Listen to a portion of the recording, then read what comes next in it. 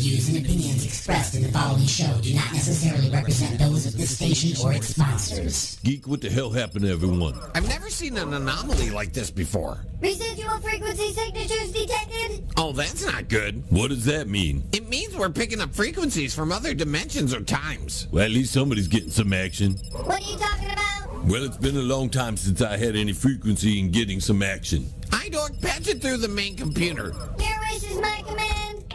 Oh, we're picking up something. What the hell is it? It's a broadcast of some sort. Adjusting audio. Boosting signal. Welcome to the Monday Morning Madcast from outer space. Oh, God, is it Monday? Getting your work week started right by stretching out your vagina holes with the attack of the Monday Morning Madcast from outer space. Call into the show live at 313-444-8919. Again, that number is 313-444-8919. Or you can jump in the chat room at alienxradio.com.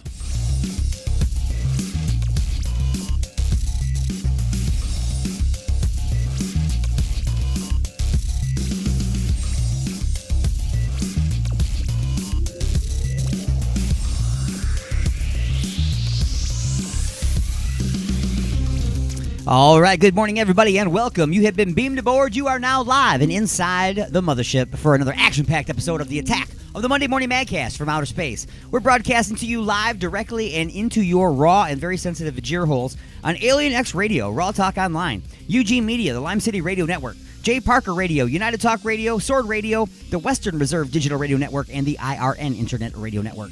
We're also in syndication and replay around the world on stations like 920 WON The Apple, 24.7 The Stream, 97.1 KGSB FM Get Smashed Radio, the WRFN 1025 WRPR Rat Pack Radio, United Sounds Choice Radio, Pridecore Radio, Pure Rock Radio, Good Talk Radio, Mile High Radio, and K89. Wherever it is that you're tuned, wherever it is that you're listening, you can give me a call live on the Alien X lines. That's 1-313-444-8919. Again, that's 1-313-444-8919. Or you can use Skype at AlienStone1. That's Alienstone and the number 1. Don't spell it out. Why? Because you would be wrong. All right, coming up on the show today, lots of music for your vagina holes, lots of independent music from all over this big blue ball that we call Earth. Yes, we'll be bringing that to you, as well as skits, comedy, sports from the prospect, your phone calls live, maybe some punchlines, and of course, lots of classic episodes of Just a Few Questions and the brand spanking new episode, which just aired yesterday. It's called Ashes to Ashes, Twitter to Musk. So that is coming up in the Attack of the Monday Morning Madcast from outer space. So let's go ahead and get things started the way we always do by going back in time and telling you what has happened on this day in history. It's the Attack of the Monday Morning Madcast from outer space. Broadcasting directly into your brain. Let's take a look at this day in history.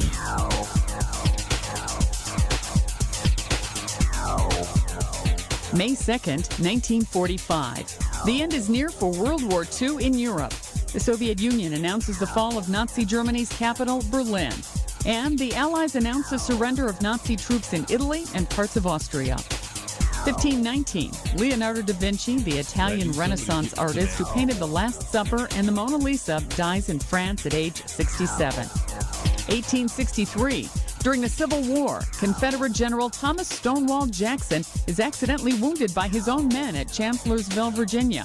Jackson dies 8 days later. 1994. Now is the time for celebration, for South Africans to join together to celebrate the birth of democracy.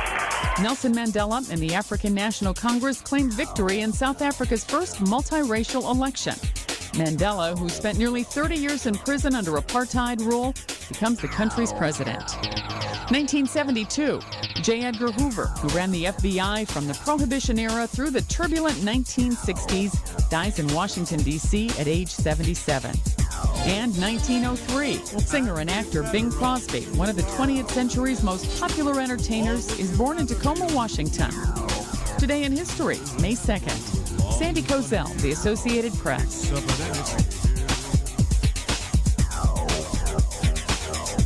Alrighty, folks, now that we're all caught up on our history lesson for this morning, it's time to go ahead and get today underway. And we're going to start things off with a little comedy music for your vagina holes. This is from a band that contacted the station, I don't know, maybe 4 or 5 years ago with this tune. Do not get offended by the name of the band. It's a comedy troupe that does music, okay? They're called Afterbirth Monkey. Afterbirth Monkey, and this tune is called Man Dies Defecating, and you're listening to the Attack of the Monday Morning Madcast from Outer Space.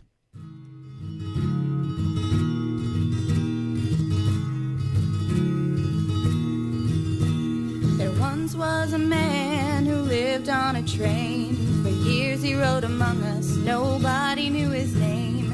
Then one day somebody stood up and cried, "Hey, look, that homeless man shitting just fell down and died." And the papers read, "Man dies defecating, I can't help contemplating. There's no worse way to die, die-dee-die. I don't want to die, dee-die-dee-die." Shitting on a subway train. Where no one knows your name. Well, wait a second. No, I mean, there's probably worse ways to die than that. I don't think so. Yeah. What if a creepy spider with sharp little fangs were to crawl on your face and bite you underneath your bangs? Then while you were gasping for your last breath of air, he stared in your eye with his creepy spider stare and was like, "Fuck you! This is for destroying all my spider webs. I worked really hard on those. Asshole." And the papers read, "Charles dies suffocating. I can't help contemplating. There's no worse way to die, die-dee-die. I don't want to die, die-dee-die." Being bitten by a spider. A creepy fucking spider. What if you were to die of curable cancer because you didn't have health insurance? What if you were to die choking on a balloon at a children's birthday party? And you're the entertainment and you're dressed like a clown. And all the children start murdering people dressed as clowns. With balloons. What if you were to die listening to this song because a car crashes through the window and squished everybody? I don't want to die. I don't want to die. I don't want to die. Please don't let me die. I don't want to die. Die-dee-die, die-dee-die. I don't want to die. Die-dee-die. Shitting on a subway train. Being bitten by a spider. Of curable cancer. Choking on a balloon. Being murdered by clown children. I don't want to die ever. To be honest, I really thought that dying while you were shitting would be like the worst way to die. That'd be pretty horrible. Well, you know, I mean, no matter which way you die, you're gonna shit. Stupid! You're so stupid!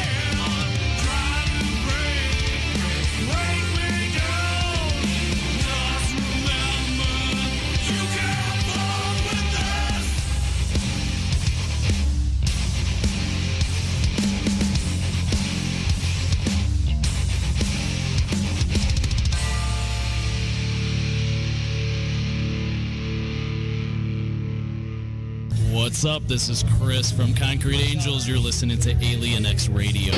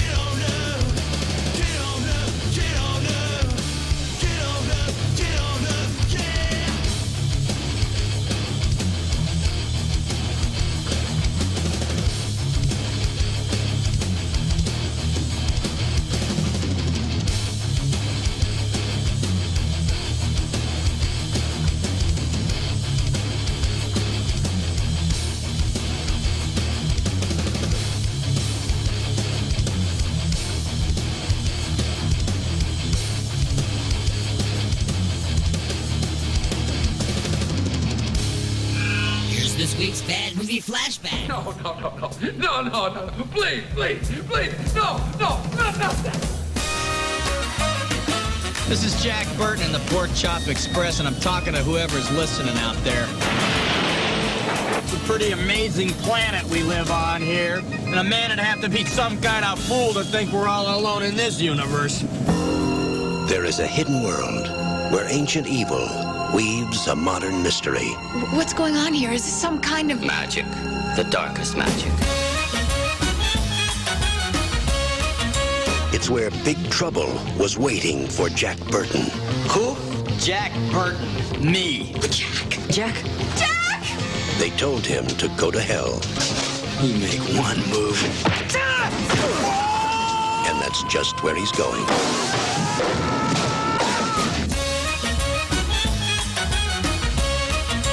There are many mysteries, many unanswerable questions, even in a life as short as yours. My destiny rests in your capable hands. Hey, I'll do my best.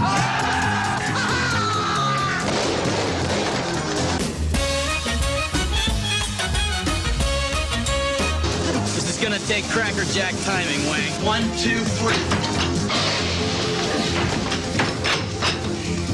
She may be trapped. Total concentration. Safety. Yeah. You ready, Jack? I was born ready. 20th Century Fox presents Kurt Russell in John Carpenter's Big Trouble in Little China.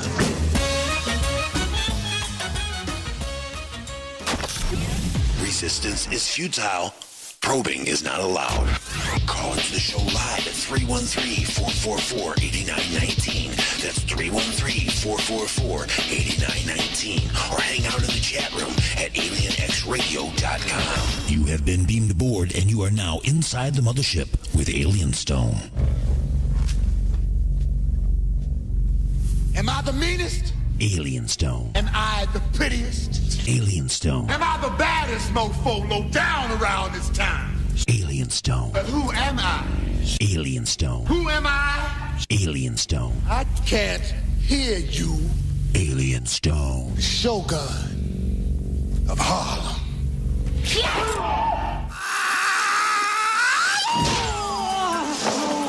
Alrighty, folks, it is once again time for the punchlines. As always, the punchlines are being brought to you by Igor's Empire and his family of products. Look for and like Igor's Lube on Facebook and at www.igorslube.com. Also being brought to you by Amber Heard's Skidmark Eraser, available at Tim Burton Drugs and Walmart, and Yusuf's Butt Liquor. That's right, Butt Liquor is a fine Turkish penitentiary toilet hooch. It's so far beyond proof, it's evidence. And now, folks, it is time for the punchlines. Well, guys, I got to tell you what. The stories are kind of lame today. They're kind of lame today, but so is a person afraid of a turkey. Okay? But what if that turkey was belligerent, out of control, evil, and violent? Well, that's what I'm talking about. A belligerent wild turkey came for a DC biker. When I say biker, I don't mean a motorcycle. I mean this person's riding their bike down the bike trail in Washington, D.C., and they are viciously and relentlessly attacked by a wild turkey. Okay? I deliver packages out in the woods, out in like Manchester and out in Dexter and places like that, where I run into wild turkeys and all kinds of crazy creatures out there that you would never see. Have you ever seen a turkey vulture? They're horrifying. All right? But they're everywhere out there. But they don't attack my truck. They don't attack me when I deliver packages. But apparently, the turkeys in Washington, D.C. are violent and stupid. Just like all the other turkeys in Washington, D.C. that have jobs. Right? Right. Of course. And folks, I guess that has been the punchline for this hour. We got some episodes of Just a Few Questions on the way. Also, I wanted to let you guys know that I talk about a lot of sensitive subjects on this show sometimes. I talk about a lot of controversial things. But I will tell you that I have never received more hate mail and questions about anything in my show other than moments ago, you heard a bad movie flashback. And the particular one that I played for today's show was Big Trouble in Little China. And this is the one bad movie flashback that I get the most mail about. I get hate mail. I get concern mail. I get people just bitching at me, asking questions. They all are yelling at me saying, Big Trouble in Little China is not a bad movie. Alien Stone is a great movie. We love the movie. We got it on DVD and Blu-ray. We watch it every time it's on cable. It's a great movie. And I concur 100%. I love the movie Big Trouble in Little China. What you guys don't understand is what the big bad movie flashback is. It's a movie that may have been deemed bad by critics in the past. It didn't win a whole lot of awards, and it didn't get a whole lot of foo-foo notifications from the nose up in the air Hollywood people. But what it did get was a whole lot of people buying tickets to see the movie, buying DVDs and Blu-rays, and watching it every time it's on cable. They're cult classics. They're movies that everybody loves, but are considered bad movies. And Big Trouble in Little China is probably the best bad movie that I have. So that's why I get all that email. Anyway, folks, that being said, everybody knows what the big story is going on right now. Everybody knows what the big story is going on right now, right? And that is Elon Musk purchased Twitter. Now, half the world has lost their beans, man. They've gone absolutely crazy over this.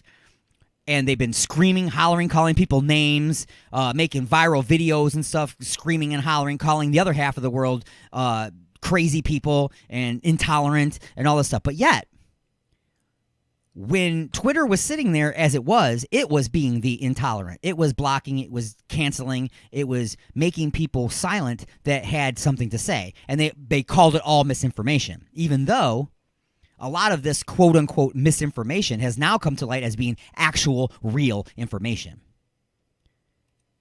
Real information.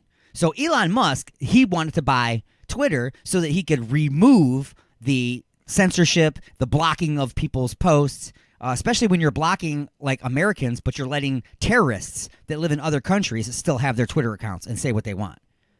Okay, that doesn't make sense. Okay, so anyway, it is now being taken over. Regardless, it's not going to be. It's done. It's a done deal. He bought it. He owns Twitter. Now everybody's like, why the hell would Twitter sell it? Why would Twitter sell to Elon Musk when Elon Musk is going to turn it into something that they spent so hard to make it not be? Well, this is why. Twitter is a publicly traded company, which means that all the people that own shares and stock in Twitter buy their stock is all being handled through the board and the people that work at Twitter.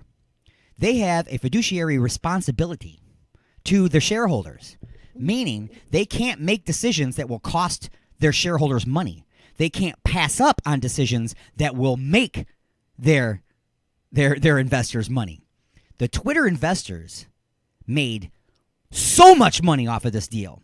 He paid them far, far and above what the going rate was per share. So everybody that had shares in Twitter made money. Everybody made money. The only people that aren't going to make money are the people that actually work at Twitter that are going to get the boot now. They're going to get the boot. And then a lot of the people, they just up and quit and left because they weren't going to be able to continue with the same kind of platform that they had been running for the last 2 years. Now, people are screaming saying, Elon Musk, why the hell would you let one person own such a large social media platform and have so much control over that information? Well, where was all that concern and screaming and hollering when Jeff Bezos bought the Washington Post? That's right, Jeff Bezos, the guy that owns Amazon, and he's flying millionaires out into outer space on his own private rocket as well. He bought the Washington Post, which is arguably one of the largest media outlets in the world, and one person controls that. So what they're saying that Elon Musk can do is he can go in and change the algorithm so that people that say things that you don't like, you can block them, or you can delay what they're saying, or you can just, cancel them or make them not visible to a lot of people, which is exactly what Twitter was doing up until that point, but in the other direction. They were blocking people. They were pushing their information down. They were just straight up canceling people because they didn't agree with their information. They couldn't refute it, so instead they eliminated it. They deleted it. They got rid of it. That's not free speech. That's not how it works. That's how you program people into believing one side of the story without hearing the other side. Okay, if a child is growing up and I continuously tell him every single day 2 + 2 = 5, 2 + 2 = 5, 2 + 2 = 5, even though reality is it's 4, Eventually, he's going to believe it's 5, and then he's going to tell somebody else it's 5, and then they're going to believe it. And next thing you know, you got a whole half of the country believing that 2 plus 2 is 5. Where'd the extra 1 come from? It's called programming. You got to stop that crap, okay? It's over. It's over now, okay? And that's they're saying one person can control the information. Well, what about Bezos? Can't he control the information coming out of the Washington Post? Can't he squash stories? Can't he tell the people who work for him, I don't want that story. I don't want that story. Hey, change this one. He can. Will he? I don't know. I'm not accusing anybody of anything. But I'm just saying, why is it okay for Bezos, a more left-leaning kind of person, allowed to buy the Washington Post, arguably one of the greatest media outlets in the world, but Elon Musk buying Twitter is like a diabolical evil genius that's going to destroy the planet. You know, you gotta you gotta take both sides, guys. You can't go up without there being a down. You can't go left without there being a right. Okay? You can't love something without not loving something. You have to have the opposites of everything in order for what you are doing to exist. There has to be an opposite. There's a yin and a yang in everything. Everything. You got to have them both. Now, you can't make up an opinion on your own because that's not an opinion. That's just you making shit up. So how do you formulate an opinion? From information, right? Now, you can go look for that information. You can mine that information yourself from the internet. You can go to the Library of Congress. You can pull whatever you want to pull, and you can learn all what you want to learn. But if information's being fed to you and you're just accepting it off of things like Facebook, okay? Nobody bought the Inquirer for news, okay? It was entertainment, okay? There's no Bat Boy living in Washington, D.C., okay? There's no Wolf Boy. Bill Clinton did not shake hands with an alien, okay? Those were stories for entertainment purposes. And that is also the way you should take everything that you look at on social media. It's entertainment. It's people getting together, just like Wikipedia. Wikipedia, don't go to Wikipedia and use that as your source of information because it's not. Wikipedia is an open source, social source where people can go in and make alterations and change things based on opinion and their assumptions, and they're a lot of the times wrong. I've seen definitions of words incorrect on Wikipedia. So either go look for the information yourself or at least verify the information before you go running with it and think that that's what everything's okay. They said this, so that must be true. Why? Because they said it on Twitter. Okay, I can go on Twitter right now and say 2 plus 2 equals 5. Does it make it true? Does it make it true? So, folks, with that being said, it is time to take a short break, pause in the action for station identification, and we got to take a moment to bring you up to speed on the world of sports. Why? I don't know. I don't like sports. I don't watch sports. I'm one of the people that's very angry about that $10 charge on your cable bill for regional sports charge. Why? Why do I got to pay for sports? Well, you got 20 sports stations. You got to pay for those. I didn't ask for those. You just put them on my bill. I didn't ask for those. I don't watch them. Well, it's automatic. You can't do anything about it. Okay, well, roll it into the bill so I don't have to read that charge. That makes me pissed. Okay, just put it in there and don't tell me. Okay, you don't tell me a regional charge for TNT and TBS, right? But I got those stations automatically and part of the package. Just include it. That way I don't have to get pissed. But this is what really makes me mad about that, folks. I'm paying $10 a month for all these stupid sports stations that I don't want. And then I come home from work and I turn on TBS or something to watch Big Bang Theory, and it's canceled. Why? Because they got a freaking football game on or a basketball game. We've got 20 stations for that. Leave my entertainment programming alone. Anyway, folks, short break, pause in the action for station identification. And here comes some of that sports that I don't really care about, but I know a lot of people do. So, The Prospect will be bringing that to you. It's the Attack of the Monday Morning Madcast from outer space, Alien X Radio. Broadcasting directly into your brain. And now your weekly sports update with The Prospect.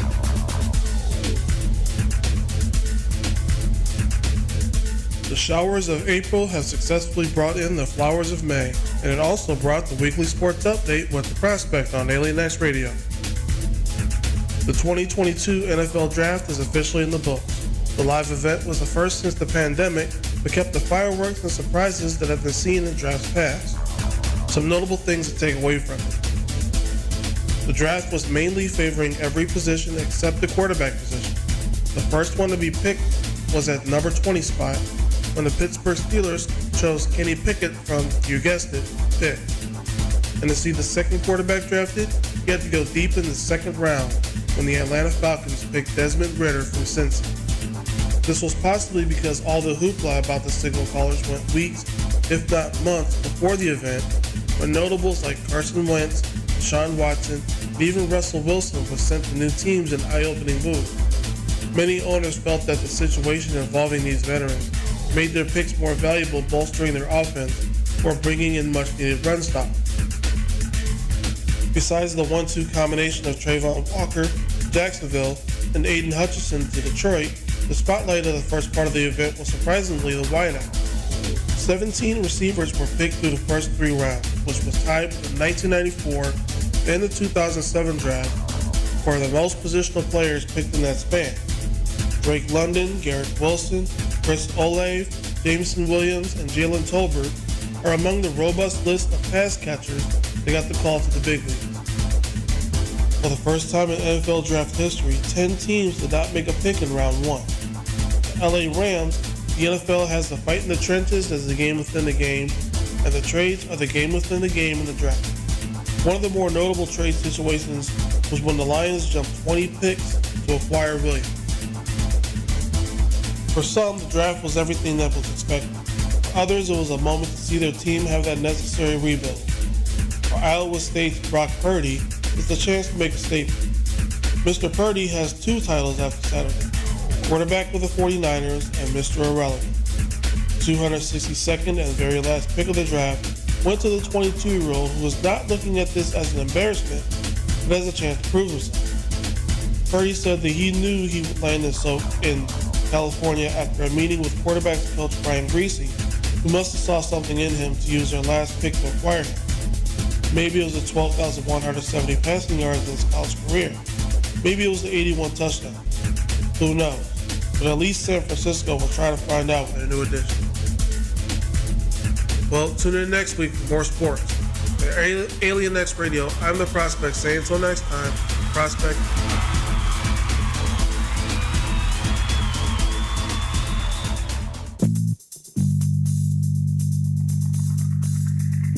Oh, honey, what a wonderful surprise.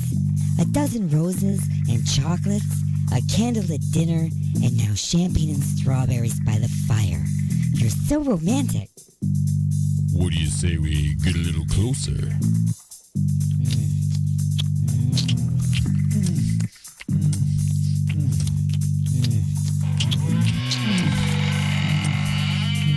Igor? That's right, Igor here with the final ingredient for love. Igor's lube? Nothing gets things moving and grooving like my lube, and it prevents chafing. Thanks, Igor. And don't forget, Igor's lube now comes in cherry, mint, and salmon flavor. Igor's Lube. Get some today and get some tomorrow. Broadcasting from the dark side of the moon. Alien X Radio. Resistance is futile. You got something to say? Don't be a bitch. Call into the show at 313-444-8919. Here we go!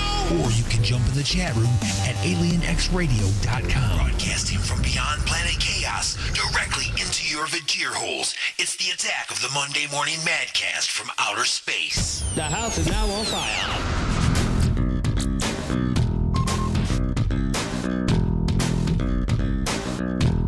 Welcome back, everybody, to the second half of hour number 1 of the Attack of the Monday Morning Madcast from outer space, broadcasting, that is, directly into your Vajir holes from within inside the mothership on Alien X Radio, Raw Talk Online, UG Media, the Lime City Radio Network, J. Parker Radio, United Talk Radio, Sword Radio, and the Western Reserve Digital Radio Networks, as well as the IRN Internet Radio Networks. Syndication and replay on many stations around the world, stations like 920 WON The Apple and 24.7 The Stream, as well as many, many others. You can always give me a call live on the Alien X lines at 1-313-444-8919. That's 1-313-444-8919. Or Skype at Alienstone1. That's Alienstone and the number 1. Don't spell it out because you would be incorrect. All right, folks, so we've reached that time. The bottom half of every hour is when I bring you just a few questions. Classic episodes in hour number 1, classic episode in number 2, and in hour number 3 is the brand spanking new episode. This segment airs live during Inside the Mothership, which comes on at 12 noon Eastern on Sundays right here on this fantastic radio station and our beautiful affiliates around the world. We're going to go back to May 5th, 2019.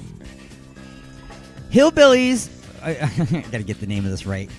I hate when the names don't show up in the thing. And it ain't letting me right-click on nothing to get the information. Really? Computer's been acting very strange today, folks. That's all I got to say. It's been acting very strange. So, there we go. Today's episode that's coming up right now is called Hillbilly Swingers and Grandpa's Pumpkin. Hillbilly Swingers and Grandpa's Pumpkin from 5/5/2019. It's just a few questions on the Attack of the Monday Morning Madcast from Outer Space, Alien X Radio.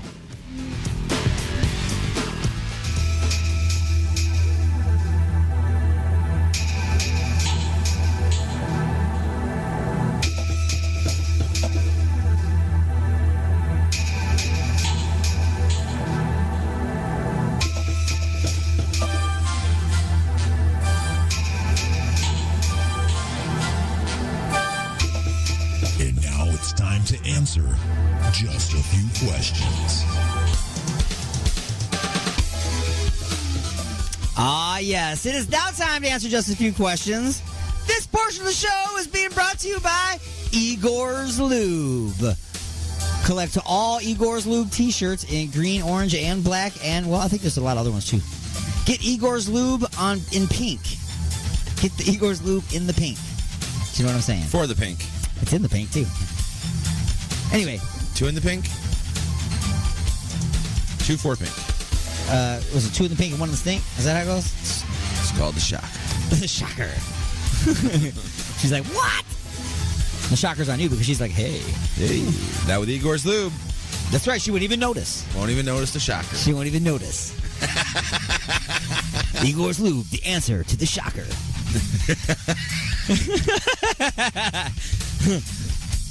What is wrong with us? Question number 1. Question number 1.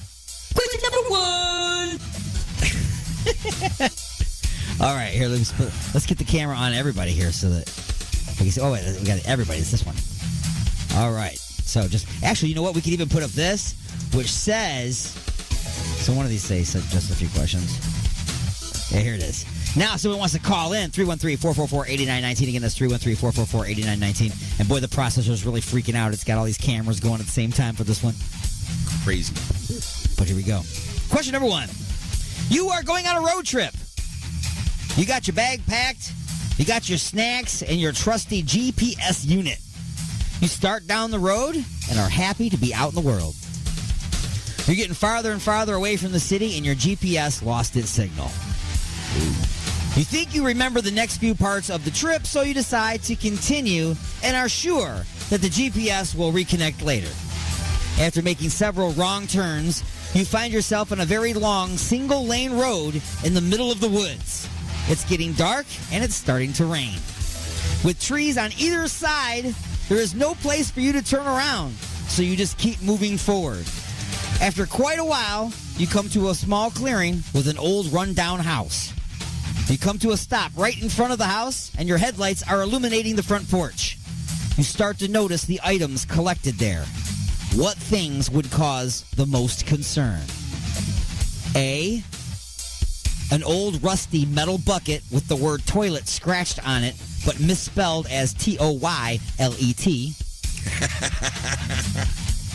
B, a giant pile of assorted car keys and rings. C, at least 3 dozen chainsaws. Or D, an old guy wearing only a Civil War Confederate soldier hat in a sex swing, and he's carving a pumpkin with a sharpened toothbrush. And go. Oh, I'm definitely going with D on that one. D for sure. That would be the most disturbing. For sure. B and D. B and D. Okay, we can do combinations. We've done that before. I've allowed it. Judges, we'll allow it. Okay, go. Okay. All right, so I would even go with D. I mean, come on. That would be the most creepy. I would also be a little worried about the car rings, for sure. Right. You know? So that's why, But I think D would freak me out a little bit more, and I probably wouldn't stop if I saw that. I would just continue on my merry way. Right. Well, you have to turn back around now somehow. And go back 86 that thing right in reverse. So the wild card answer that nobody chose is a handwritten note tacked to the door that says, "Just put the bodies in the shed, Cletus, and don't bother your grandpa. He's working on the jack-o'-lantern for the shindig." Oh, it's terrible. And your bonus question. Oh, bonus questions. How good are you at backing up? Back it up. I don't know, in that situation, you'd become very good. I don't know, man. Real good. No mirrors needed. No, man. There's a camera on the back of the truck. There you go. We'll get out of there somehow. Yep. All right. So. Question number 2. Question number 2 is, now that you are starting to lose your composure, your heart starts to race, you start to sweat, and your hands are shaking. That's when you catch something out of the corner of your eye. You quickly turn to see another guy standing right next to your vehicle. He has long, wet hair, as it's raining, and a straggly beard. Basically, he looks like the Undertaker at the end of a match. He is standing so close to your vehicle that with each breath he takes, it fogs your window and then clears. What do you do next? A, roll down the window and ask for directions. Nope. B, start remembering movies like Deliverance, The Hills Have Eyes, and Texas Chainsaw Massacre. Instantly. C, just start peeling off your own skin to save time. Or D, ask how much do you want for the pumpkin?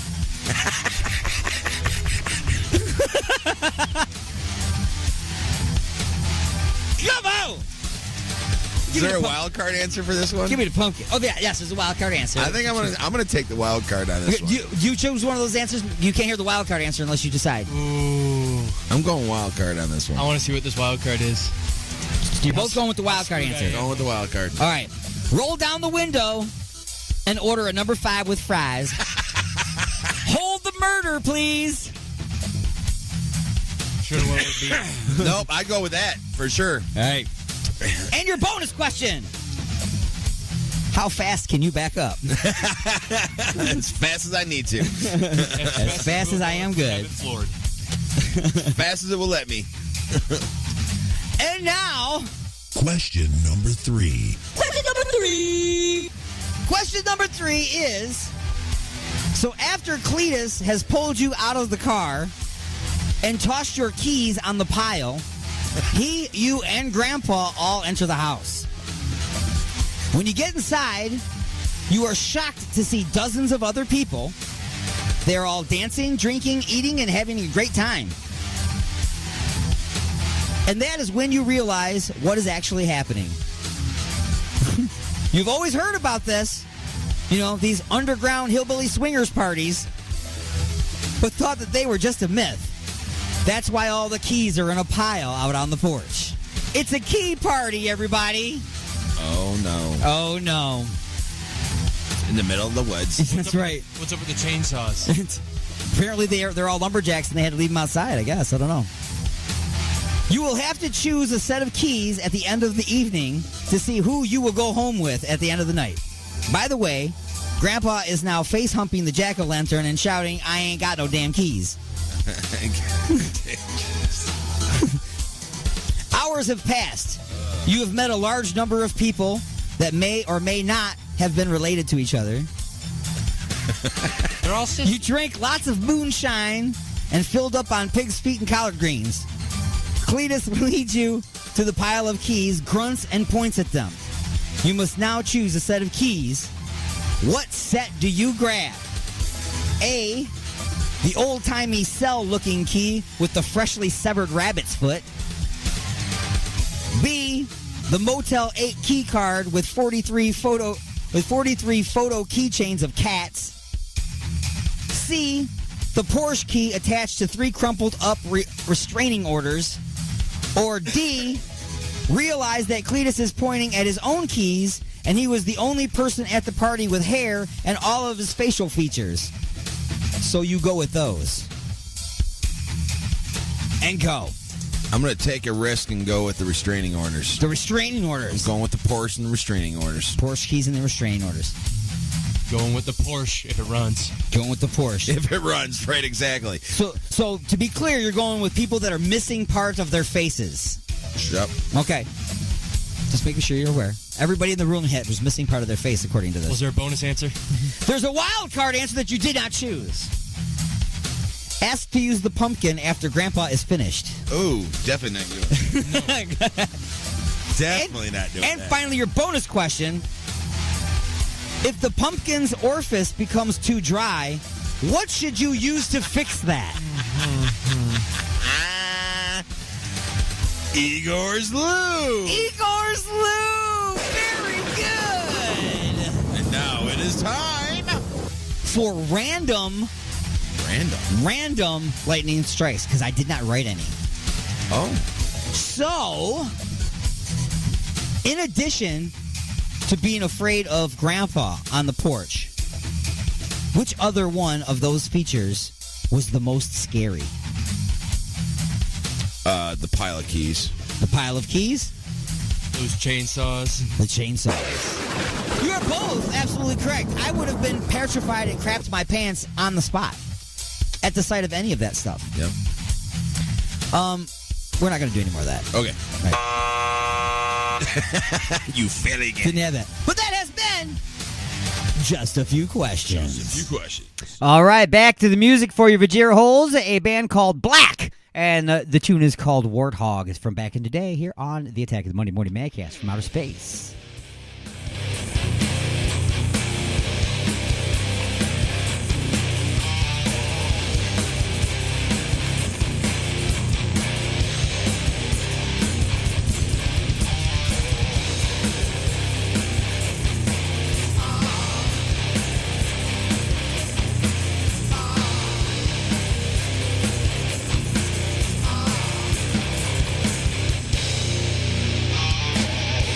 This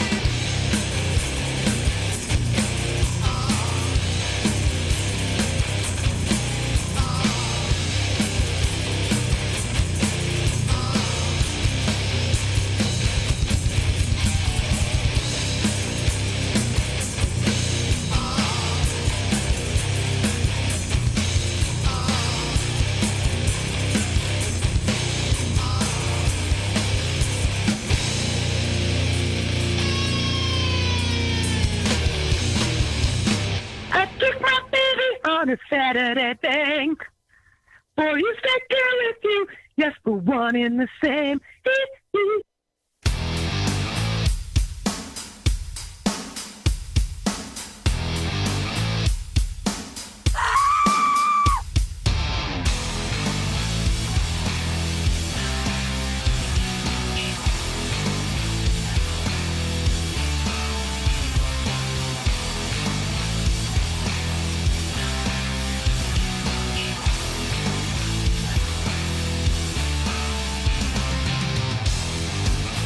Too high, get to see the light.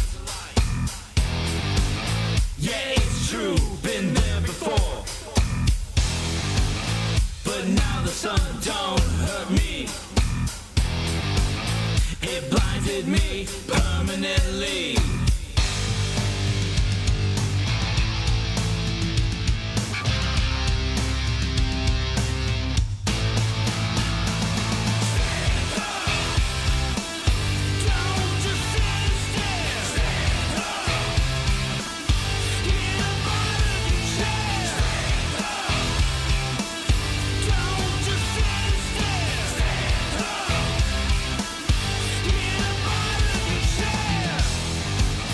Even though my world is black,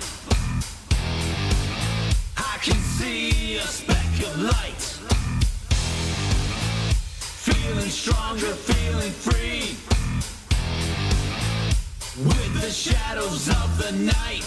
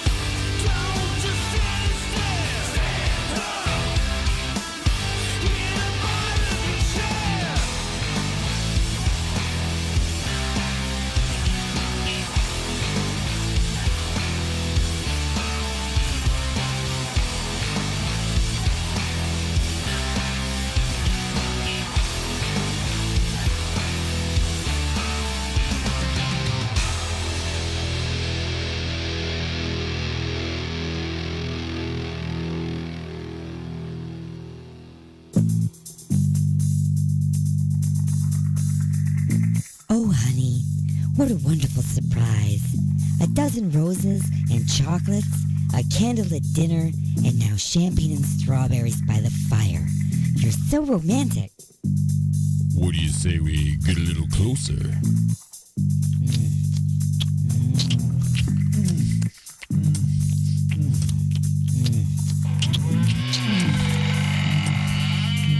Igor? That's right, Igor here with the final ingredient for love. Igor's lube? Nothing gets things moving and grooving like my lube, and it prevents chafing. Thanks, Igor. And don't forget, Igor's lube now comes in cherry, mint, and salmon flavor. Igor's Lube. Get some today and get some tomorrow. Oh my God. What have I done? What have I done? Look at the turning wheel. The Alignment, the latest CD from The Creeping Chaos, featuring Dead in the Water. Dead in the water.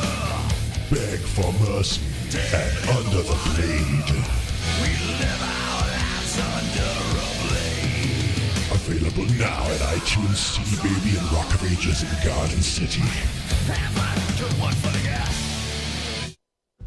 Hi everybody.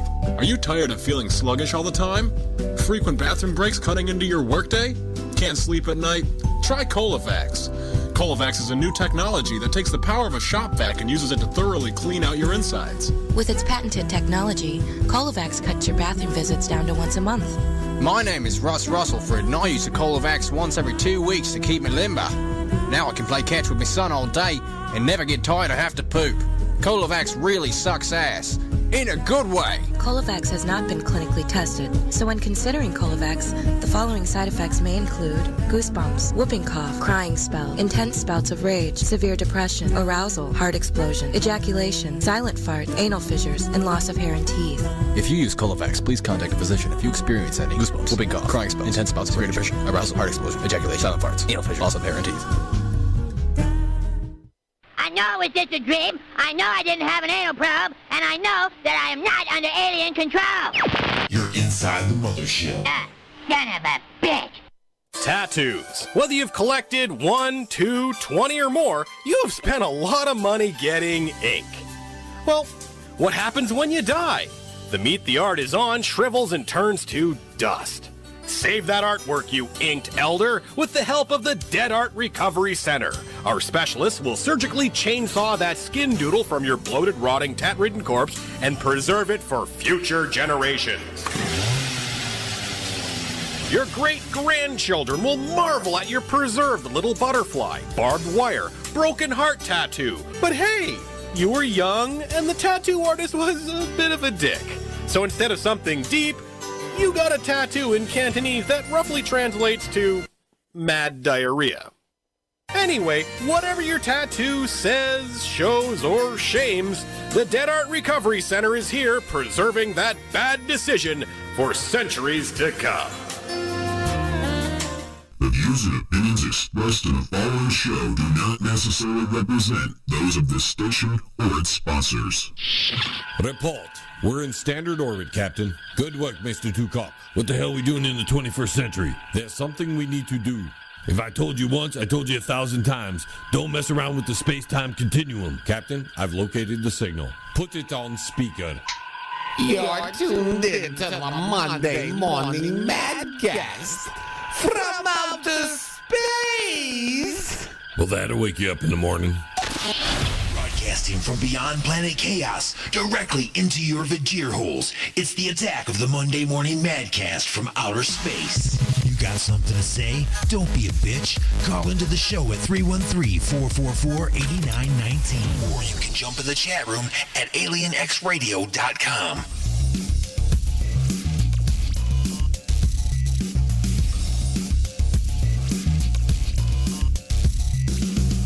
Alrighty, folks, welcome back. It's hour number 2 of the Attack of the Monday Morning Madcast from outer space. I'm your host, Alien Stone, broadcasting to you live and directly into your Vajira holes from within inside the mothership on Alien X Radio, Raw Talk Online, UG Media, the Lime City Radio Network, J. Parker Radio, United Talk Radio, Sword Radio, the Western Reserve Digital Radio Network, and the IRN Internet Radio Networks. And in syndication and replay around the world on stations like 920 WON The Apple, 24.7 The Stream, 97.1 KGS BFM Get Smashed Radio, WRFN 1025, WRPR Rat Pack Radio, United Sounds Choice Radio, Prodcore Radio, Pure Rock Radio, Good Talk Radio, Mile High Radio, and K89. Wherever it is that you're tuned, wherever it is that you are listening, you can give me a call live on the Alien X lines. That's 1-313-444-8919. That's 1-313-444-8919. Or Skype me at AlienStone1. That's AlienStone and the number 1. Don't spell it out because you would be wrong. For those of you just now tuning in, you're late! We get things underway at 9 a.m. Eastern here on this station. And you could be listening in replay. I don't know what time they schedule them all different times on all their stations. If you're listening live and you're just now tuning in, you're late! You might want to work on that. They have these things, they got watches, they got calendars built in and stuff. Your phone has it too. You can set reminders and things. No, I'm just kidding. I'm playing. Anyway, folks, man, I had a lot of coffee this morning. Listen to me. I like Chester the Cheetah over here. Anyway, coming up this hour, we got more music for your Vajir holes. Of course, we'll check in with the prospect for his weekly sports update. Another classic episode of Just a Few Questions. And, of course, your phone calls and some punchlines. All of this will be in your face from outer space. Right here from inside the mothership. I think we need to do some North of Never. Because North of Never, Everybody's like, man, you guys, you love this band too much. No, I can't tell you enough how much this band is awesome. North of Never is one of those bands that sent us a song, said, hey, could you play our song, on the radio? We're just trying to get some exposure. And I didn't listen to it. And then we were live on the air. I'm like, hey, let's just play the song. Dee was like, but you haven't listened to it, man. It could be country. We don't know what it is. Don't just play something. I'm like, we're gonna do it. We're gonna take a big risk. And it turns out it's one of the best bands being played on the station right now. I'm just telling you. A little backstory on this band. This entire album was recorded from multiple states, and I don't mean they're traveling around. I mean they have not been in the same state and in the room together during the entire recording process. Everybody records their pieces in their own state. Elsewhere, the band is all scattered across the United States, and they've never been together in the room. They know each other, but since this band was put together, everything's been done remotely, which is what shocks me when it comes to the sound that we get. I mean, it sounds so professional. And you're like, shut up, Alien Stone, just play the damn song. We want to hear it already. Well, their latest song that they sent us is called Wildfire. So I'm going to go ahead and throw that one into your Vajir holes. Right here on the Attack of the Monday Morning Madcast from outer space. It's North of Never.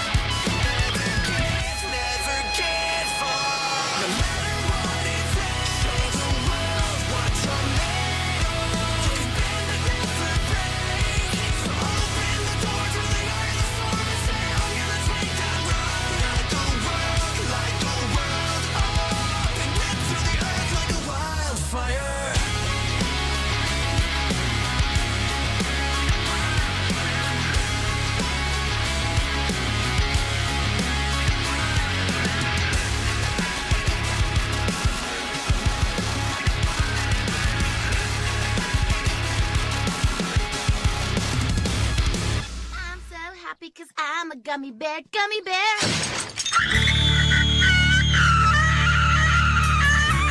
Fucking mother.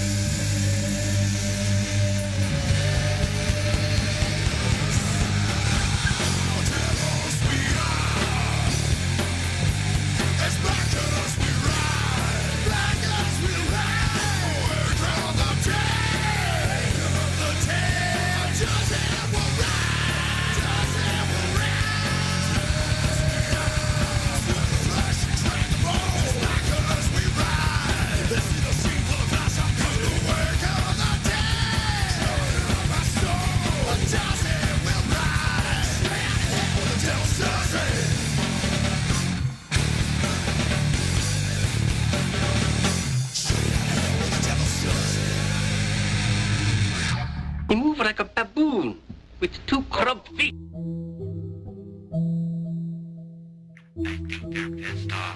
Screaming and kicking,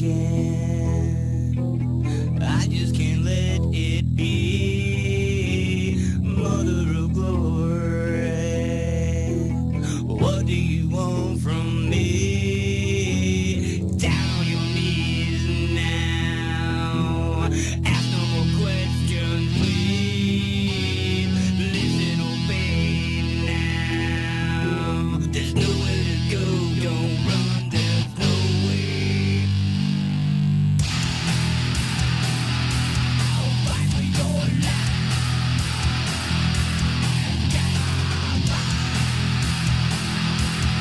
Fight for your life.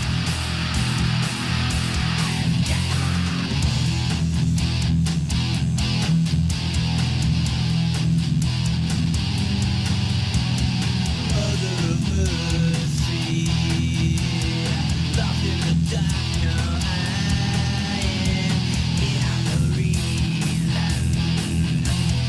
Broken, the cart has come. Welcome to the rum. There's nowhere to go, don't run, there's no way. I'll fight for your life.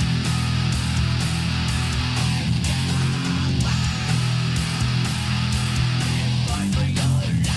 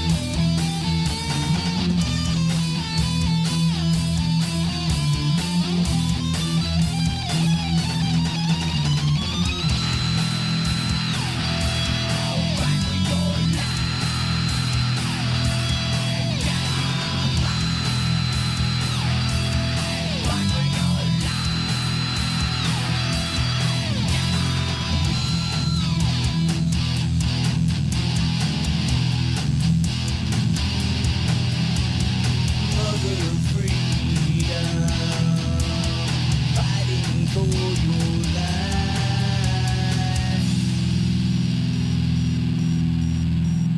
Approximately 5 seconds remain until impact. 5, 4, 3.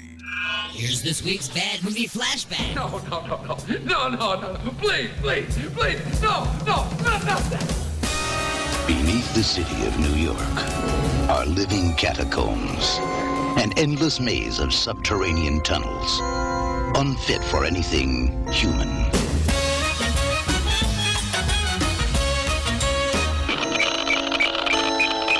Unauthorized for anything experimental. Hold it!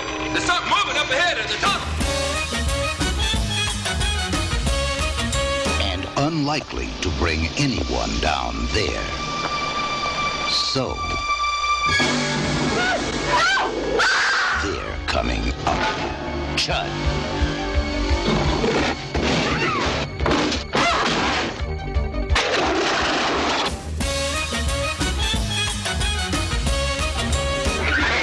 Chud, check your basement and your bathroom. Keep off the street and try to hide. But remember, the dark is their place. The night is their time.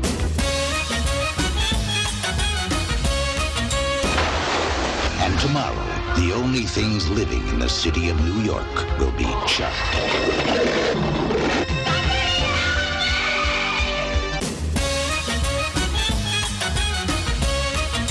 Chud. Cannibalistic, humanoid, underground dwellers.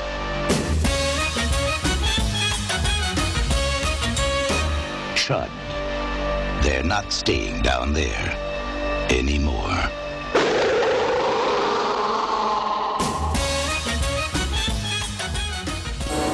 Call into the show live at 313-444-8919. Again, that number is 313-444-8919. Or you can jump in the chat room at alienxradio.com. It's the attack of the Monday Morning Madcast from outer space.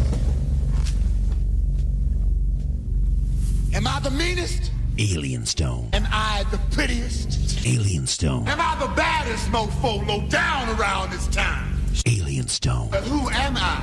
Alien Stone. Who am I? Alien Stone. I can't hear you. Alien Stone. Shogun of Harlem.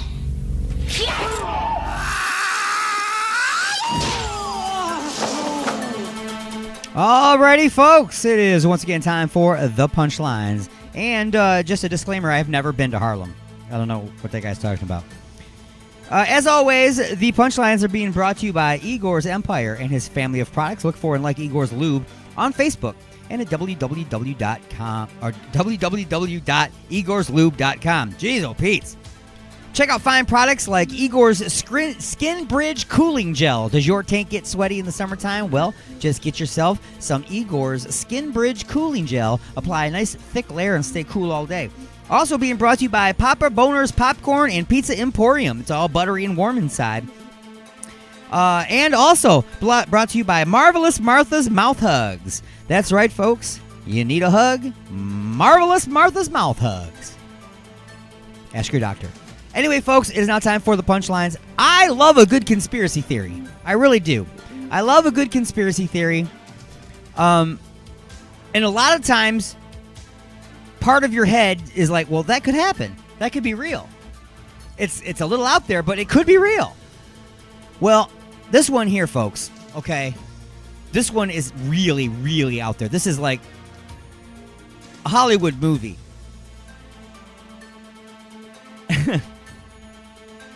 I can't even believe I'm reading this. Okay, I like to read stories about people who I consider to be a hot mess. And when you see a picture of Jim Carrey, he's been acting a little kooky and a little weird lately and stuff. But when you see a picture of him, I have to click on to see what the story's about. And I'm reading the headline and the synopsis. I'm not going to read the story because it's just, this is really out there, folks. Jim Carrey reacts to bonkers theory he's been impersonating a secretly dead Joe Biden. Yeah. Let me read that again, in case you didn't hear me right. Jim Carrey reacts to bonker theories he's been impersonating a secretly dead Joe Biden. A recent viral video features a Trump supporter, and I don't know why they have to say a Trump supporter. It doesn't matter, okay? A recent viral video shows someone who seems to think several different actors have been, quote-unquote, wearing a mask and pretending to be the president because he's dead. Okay? That's the theory, that the president of the United States, in quotations, died, and now they're wagging the dog, I guess. I don't know I don't know if I got that term right or not. But they have different actors that have been employed by the government to go in and have these masks put on their faces, and then they go out and act like the president. You know, to make everybody think that he's still alive so that the real owners of this country could pull the strings and do the things that they do behind the scenes, right? Well, how do I know this can't be true? This is why, okay? If there were actors playing the part of Joe Biden with a mask on, really, if that was really happening and he was dead and these were actors playing the part, don't you think that they would do a better job? I mean, seriously, do you think that they would go out there in front of the camera and be like, "Oh, we're gonna accommodate the Club Garkeys and you know the thing"? Okay, they wouldn't go out there and be all. Don't you think if there was an actor playing the part of the president, they would go out there and act presidential and put confidence in the people while they're actually doing all this stuff behind the scenes? No. Okay, so no, it is not Jim Carrey or any other actors dressed up as Joe Biden. Joe Biden is just really goofy and out there, and he doesn't know what he's saying. He's deluded.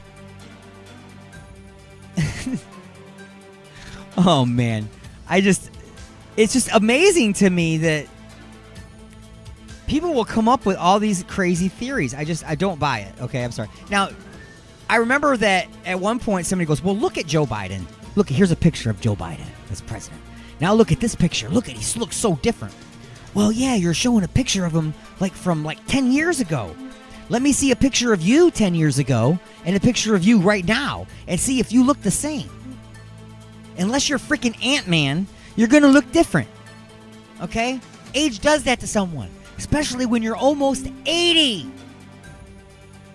Am I defending Joe Biden? No, I am not. I am looking at the kooks of the world and saying, "Come on, man! Are you kidding me?" And that has been the punchline. We're going to do some more music for your Vajir holes and some great friends of the show, great friends of the station, and great friends of the Alien, the 36 Hours of Alien Xmas. I'm talking about Sweet Crystal. That is a Detroit Music Award-winning, multiple Detroit Award-winning band here in the Detroit area. And they got a tune called Checkmate, and they sent it on over to me. So I'm going to throw that into your Vajir holes here on the Attack of the Monday Morning Madcast from Outer Space.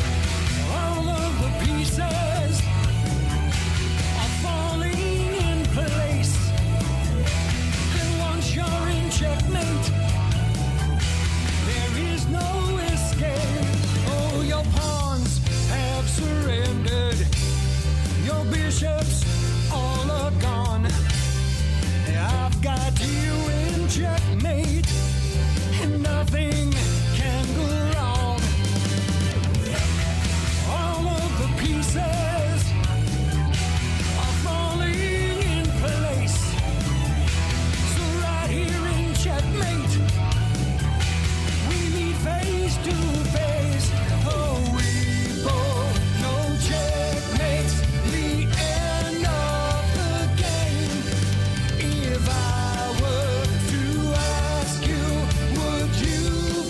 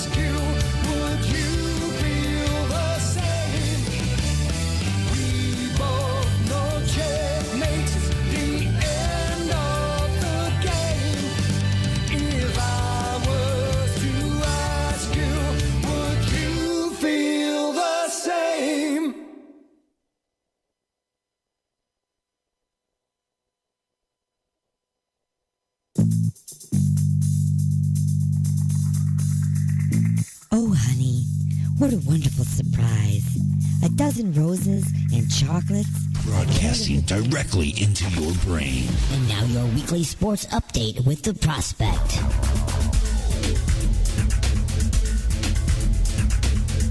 The showers of April have successfully brought in the flowers of May, and it also brought the weekly sports update with the Prospect on Alien X Radio. The 2022 NFL Draft is officially in the books. The live event was the first since the pandemic, but kept the fireworks and surprises that have been seen in drafts past. Some notable things to take away from it. The draft was mainly favoring every position except the quarterback position. The first one to be picked was at number 20 spot, when the Pittsburgh Steelers chose Kenny Pickett from, you guessed it, Pitt. And to see the second quarterback drafted, you had to go deep in the second round, when the Atlanta Falcons picked Desmond Ridder from Cincy. This was possibly because all the hoopla about the signal callers went weeks, if not months, before the event, when notables like Carson Wentz, Deshaun Watson, and even Russell Wilson were sent to new teams in eye-opening moves. Many owners felt that the situation involving these veterans made their picks more valuable, bolstering their offense or bringing in much-needed run stop. Besides the 1-2 combination of Trayvon Walker, Jacksonville, and Aiden Hutchinson to Detroit, the spotlight of the first part of the event was surprisingly the wideout. 17 receivers were picked through the first 3 rounds, which was tied with the 1994 and the 2007 draft for the most positional players picked in that span. Drake London, Garrett Wilson, Chris Olave, Jameson Williams, and Jalen Tolbert are among the robust list of pass catchers that got the call to the big leagues. For the first time in NFL draft history, 10 teams did not make a pick in round 1. The LA Rams, the NFL has the fight in the trenches as the game within the game, and the trades are the game within the game in the draft. One of the more notable trade situations was when the Lions jumped 20 picks to acquire Williams. For some, the draft was everything that was expected. For others, it was a moment to see their team have that necessary rebuild. For Iowa State's Brock Purdy, it's a chance to make a statement. Mr. Purdy has 2 titles after Saturday, quarterback with the 49ers and Mr. Irrelevant. 262nd and very last pick of the draft went to the 22-year-old who was not looking at this as an embarrassment, but as a chance to prove himself. Purdy said that he knew he would land in California after a meeting with quarterbacks coach Brian Greasy, who must have saw something in him to use their last pick to acquire him. Maybe it was the 12,170 passing yards in his college career. Maybe it was the 81 touchdown. Who knows? But at least San Francisco will try to find out with their new addition. Well, tune in next week for more sports. At Alien X Radio, I'm the Prospect saying until next time, Prospect.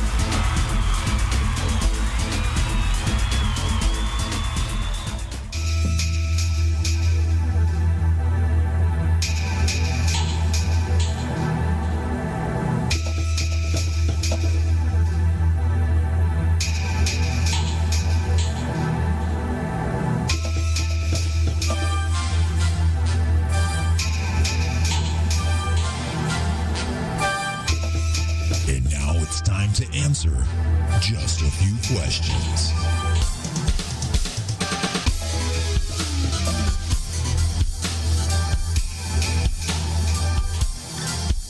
All right, everybody, it is that time once again to answer just a few questions.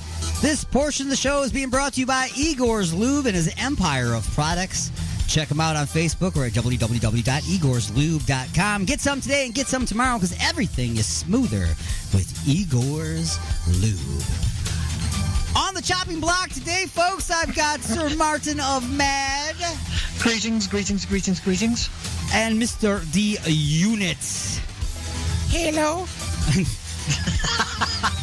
He's looking all ready and he's serious and he's just in the zone there. I can see in the YouTube video. Hey, hello. Every time you do that voice, I just hear, I want to talk to Mr. Potty Mouth. I still remember that call. That was great. Well, which one? There's lots of us here. Mr. Potty Mouth. Mr. Potty Mouth, you bad boy. You talk too down. All right, so just a few questions is not a trivia contest. There's no way to prepare, no amount of schooling or no lack of schooling will give you an advantage. All you got to do is squirm your way through, okay? Just make your way through. You got to survive. That's it. So what situation will you be put in today? Let's find out, okay? Let me get my stuff all ready here. See, I'm not even prepared. It's been so long. Oh, that's not the one. Let's go over here and go just a few questions. And here we go. Question number 1. Question number 1. Question number 1. Summer is right around the corner, and that means it's almost garage sale season, folks. Whether you call them garage sales, yard sales, estate sales, block sales, or rummage sales, they all have one thing in common. You never know what you're going to find at the next one. From the normal stuff like power tools, books, clothes, and toys, to antique furniture and unknown works of art. For today's rummaging trip, you will do something that is frowned upon when doing other things. You will engage in profiling. I know you shouldn't profile. But remember, most things at rummage sales are things that the people who live there no longer want or need. A rummage sale at a trailer park might render finds along the lines of tattered Jordache jeans, 8-track players, and a wide assortment of flip-flops and gently used stripper shoes. But an estate sale at a mansion in Beverly Hills might bring you gently used stripper shoes. An estate sale at a mansion in Beverly Hills might bring you fur coats, sterling silver cutlery, barely out-of-the-box entertainment systems, and other stuff rich people spend money on and just toss away after finding something else to spend money on. So today, you will be searching for sales based on the people having them. You head on down to the newsstand. Yeah, I said newsstand. Just go with it. You pick up a copy of Targeted Rummage Sale Hunting for Dummies and Profilers. You flip right past the list. You flip right past all the listings you don't recognize until you get to premium sellers. Here is the list as it appears. So these are the people having rummage sales, garage sales and stuff, okay, in this premium section. Christopher Lloyd, Robert De Niro, Yusuf. Anybody with one name like Madonna must be rich, right? Carrot Top, George Lucas, Mike Tyson, Bill Gates, Elon Musk, Terry Crews, and Igor the Great Lube Tycoon. These 10 people are having garage sales. Okay? Gotcha. So, there's a few questions that go with this right off the bat now that you're looking at this. Okay? So, here's the first one. Who do you think would have the most used sex toys? Christopher Lloyd, Robert De Niro, Yusuf, Carrot Top, George Lucas, Mike Tyson, Bill Gates, Elon Musk, Terry Crews, or Igor the Great Lube Tycoon? Terry Crews. You say Terry Crews. Well, I don't have it either. I don't have one either. Oh, well. You'll remember that. So you say Terry Crews is going to have the most used sex toys at his garage sale. I'm just going with it. You're going with it. Okay. So it's like a rubber duck with a big penis? Sure. All right. And what say you, Martin of Mad? Well, I'm sure these two would live next door to each other. So Terry Crews has already been taken, so I will go for Igor. Igor the Great Lube Tycoon. Okay, so those are your two choices for having the most sex toys at the garage sale. Okay, so who do you think would have the most useless props? The most useless props at their garage sale. Christopher Lloyd, Robert De Niro, Yusuf, Carrot Top, George Lucas, Mike Tyson, Bill Gates, Elon Musk. I guess you could re-say the names you already had if you want. I'm going to go with Carrot Top. That's a pretty logical answer, I think. It's a pretty logical answer. Because, yeah, obviously, Christopher Lloyd's going to have some cool movie props. Yeah, but this specifically says useless. Right, that's props. what I'm saying. Yes, you're thinking, see? Right, I'm thinking. I'm like, you're listening to me. Taxi, blah, blah, blah. You've been burned enough on just a few questions. You start listening. Right, I'm listening. Gotcha. George Lucas is definitely going to have some badass movie props. You would think, yeah. You would definitely think he's had some shit. So as far as the useless, That or the Yusuf guy, but, who knows him? Right, he's this just mysterious Yusuf. one-name person, Yusuf. Right. For all I know, he's a pool boy. Right, you don't know. Maybe they just put him in the premium section on accident. Who knows, right? Maybe Martin's going to call out Yusuf and be like, hey, your stuff's useless. Yeah, Yusuf. who's got the useless props, Martin? Who do you say has the useless props? I think so. Unit of D has been reading my mind, so I will go for Yusuf. Yusuf You with going the with useless stuff. He's just got a bunch of useless props. Don't know what they're for. Don't know where they came from. He just has them. He's the pool boy.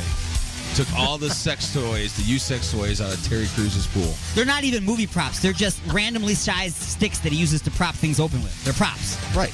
Wah, wah. Or they're pieces of aircraft. There you go. Or boats. Got props, right? Wow. Wow. All right, so who might have an old flux capacitor? Oh, that's going to be Christopher Lloyd. Christopher Lloyd, he might have one of those somewhere. Definitely would. Say Christopher Lloyd. Okay, I concur. He might have that. That's something you would think about. If you're going to his garage sale, I'd be looking for one. All right.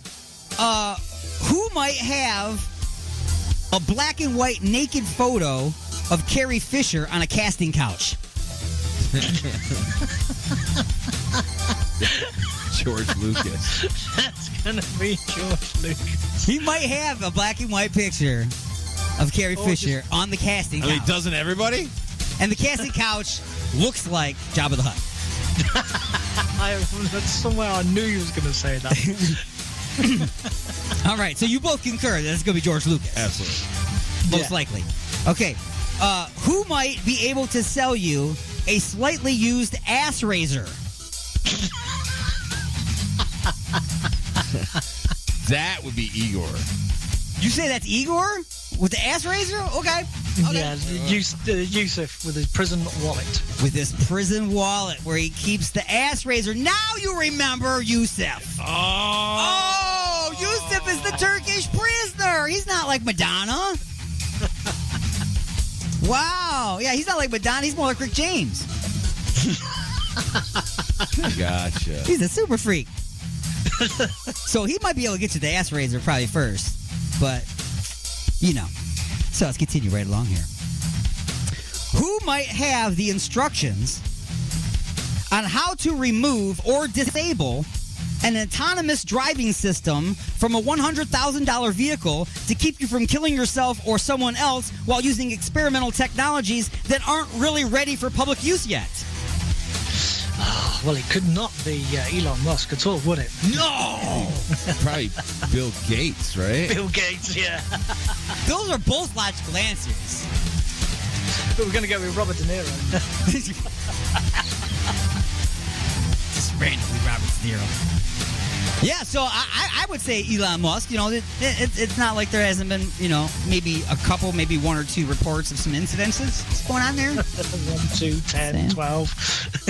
Just saying, cars aren't ready to drive themselves yet. They're not ready to drive themselves yet. All right, so that brings us to question number 2. Question number 2.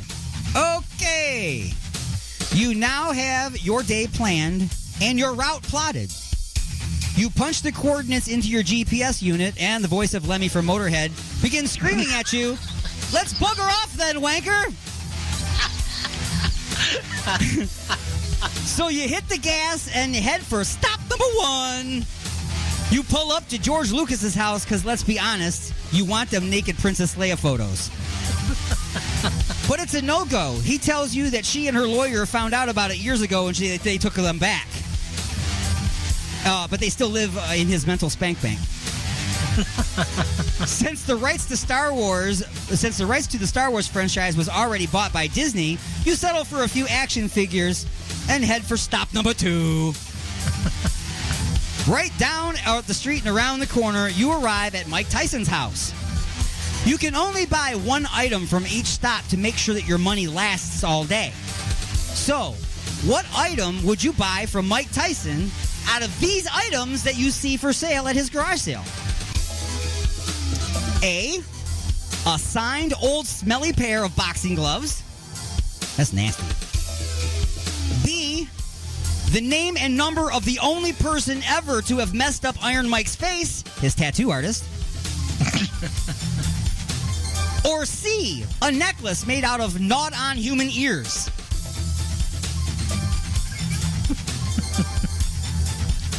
You know. I knew the ears was going to be in there somewhere. It has to be. You know? What's he famous for? Boxing or biting ears?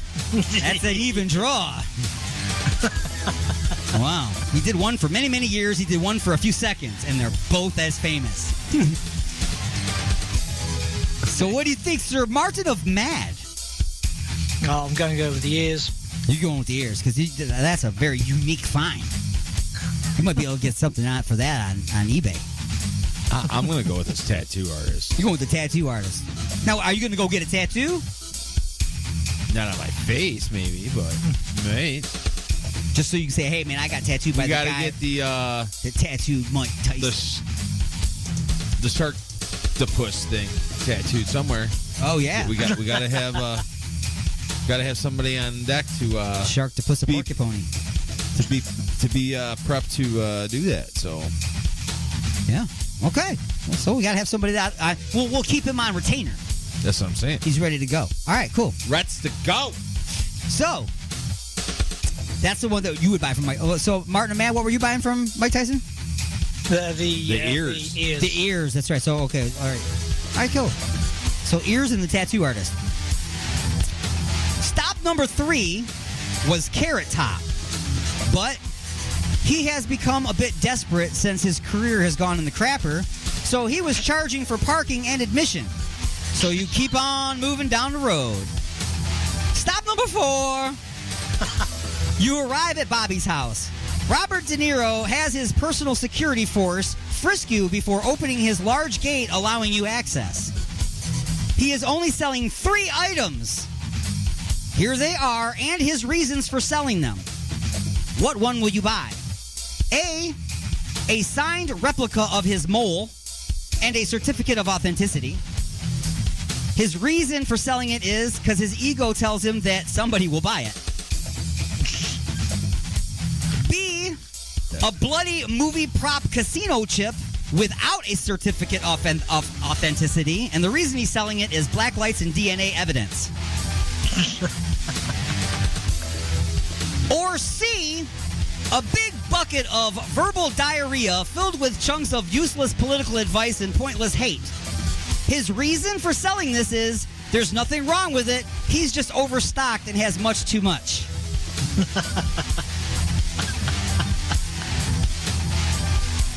And do you know what saith you? I'm going with the poker chip. You're going with the poker chip because that one sounds... You know, I don't know. You got no authenticity on there, but... Whatever. It's still a poker chip. It's got to be worth something. Yeah. Take it back to the casino. You know? Turn it in. Dust it. That's it. Dust it down. White gloves worn. No. Cops come out and get you. What saith you, Bad Martin? Well, we know that he's certainly got a lot of C at hand, so would not be worth as resale value as supply and demand. There won't be much demand, but there's certainly large supply. Right. What was A again? A signed replica of his mole and a certificate of authenticity. I'll go with A. You go with A, so it's just like you get this little. It comes in a little envelope. It talks to you. It's got a battery in it. It's got its own little personality. That's funny. You'll know you'll come to me with your problem. Every time you walk into the room, you know, like when you're talking to, I can't say her name because she'll come to life in the room, but you know, the Amazon thing, you say her name and she comes to life. You walk into the room and you be like, De Niro's mole. And it goes, you talking to me? Are you talking to me? There ain't no other moles here, so you must be talking to me. No? Okay, that's bad. Wow. All right, so there's a bonus question here on this one. Why did you skip Bill Gates' house? You didn't go to Bill Gates' house. So is it A? You have no use for 5,000 copies of Windows 98. B, everything Bill sells needs to be fixed later. Or C, he just gives you the creeps. All of them are great answers. So They're all really good. I'm going to go with All of D, the above. all of the above. D, all the above. All right. Martin and Mad? All of the above, All definitely. of the above. I'm hitting all kinds of crazy stuff here on my computer screen. All right, so that brings us to, if I can get my mouse over there. Question number 3. Question number 3. Question number 3. You got to go past the fake computer in order to get to Exactly. I keep trying to stop at the middle computer and do stuff. Different computer, man. All right, so question number 3. The great thing about the Targeted Rummage Sale Hunting for Dummies and Profilers Guide is that listings often contain descriptions of items you may find there before you decide to go. But remember, some of the items may be sold out by the time that you get there. Here are some of the listed items coming up on your remaining stops. What sparks your interest the most? At Terry Cruz's house, he will be selling A, used dumbbells and other gym equipment. B, hundreds of shirts because he almost is never wearing one. Or C, a box filled with empty bottles of Igor's lube.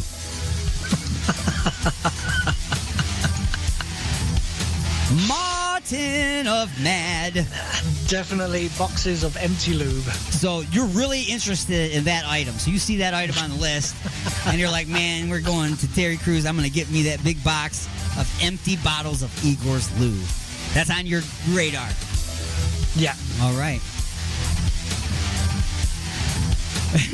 He's just shaking his head over. I'm going to go with the gym equipment. You're going with some dumbbells and some gym equipment. Yeah.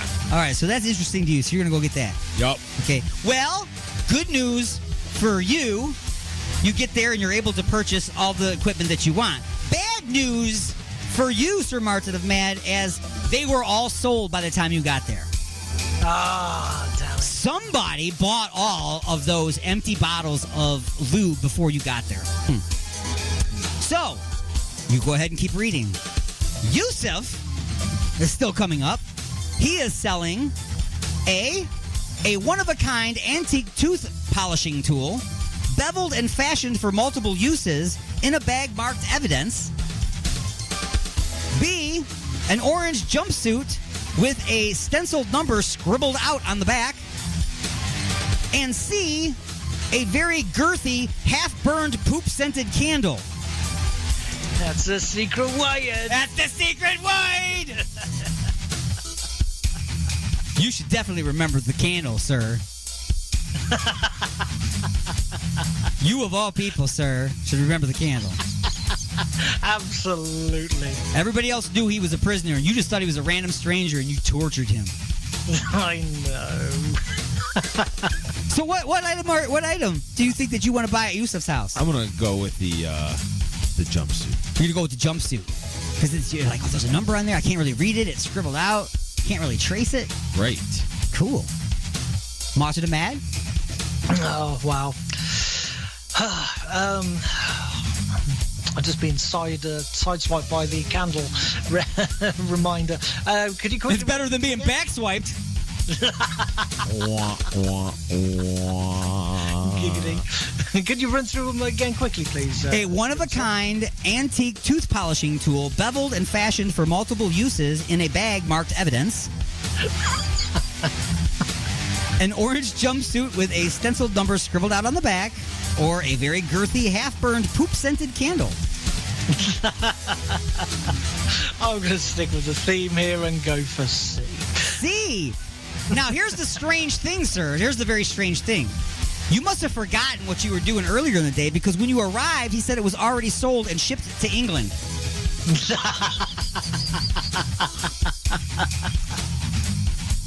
It says it. It says it right there.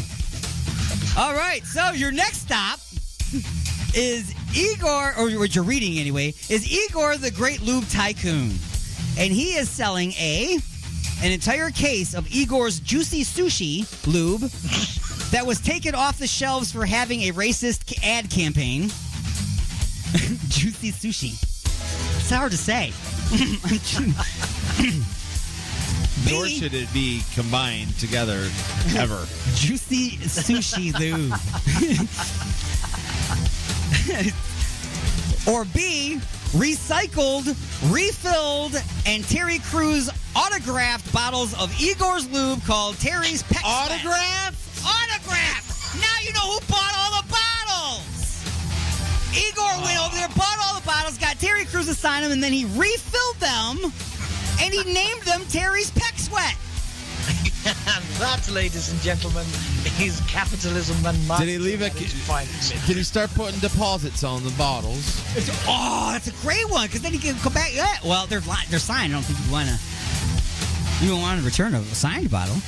And C, though, is oddly enough, he also has a photograph of you while sleeping. I'm not surprised. So, what item piques your interest the most? Me while I'm sleeping? You while you're sleeping. Yes. So you're definitely you forget about Terry Crews Peck Sweat with the bottles that are gently used and ready to be reloved.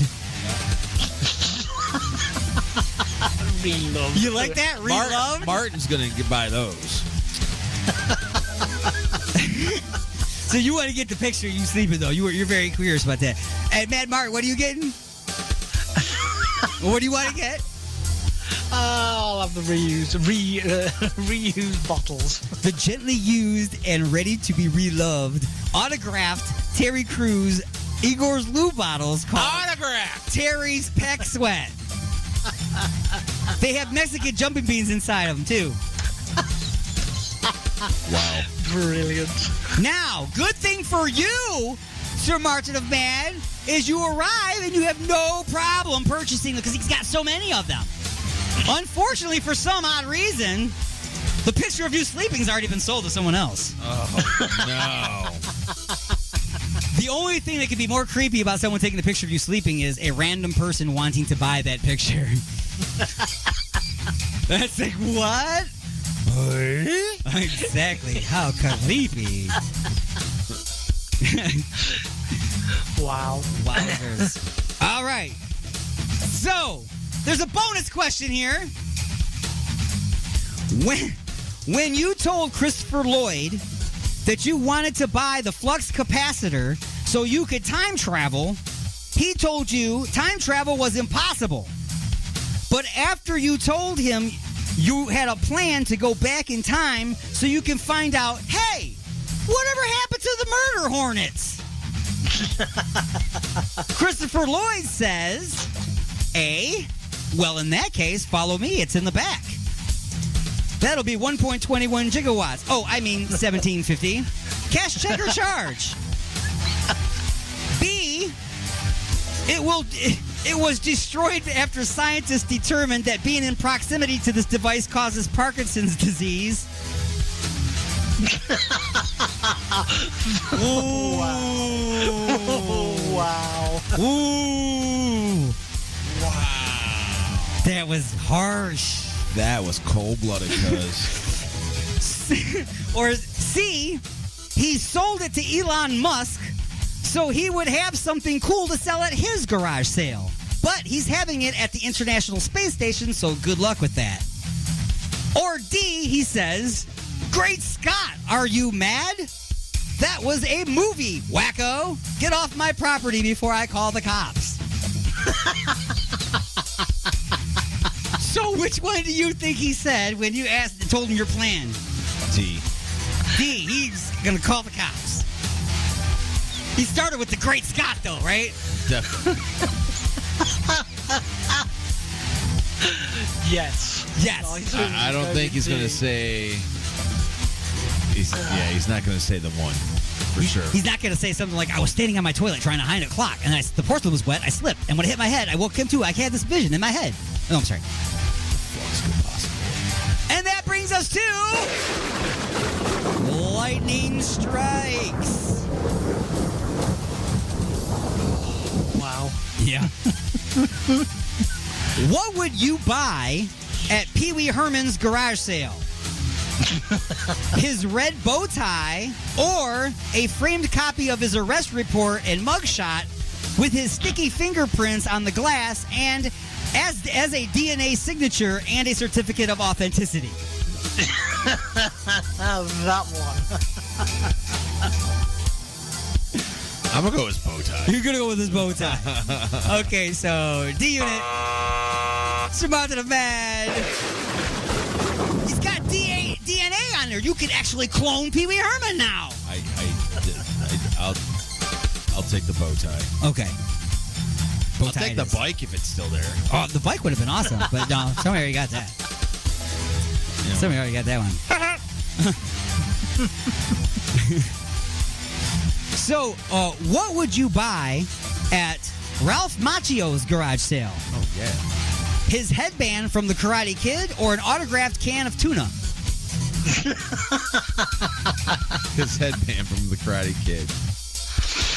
Yes, his headband. I give you both some lightning strikes there. Definitely, I'm going to go with the headband. Tuna, you might accidentally eat it during the next crisis. Right. You know what I'm saying? Might put it in your pantry and forget all about it. Not only that, but he might need it more than we do. You might just think it's a new brand, too. Macchio Tuna. Sorry, Ralph. So sorry, Charlie. Anyway. So that brings us to yes or no. Buy clothing at a garage sale? No. No. I would not buy clothing at a garage sale. I would not. I have bought like a jacket at like a resale store, but not clothing per se at a garage sale. Next question is yes or no? Sell clothing? Yes. Sell clothing at a garage sale? Yes. Of course. I don't give a. Would you buy dishes, pans, or silverware at a garage sale? Sure.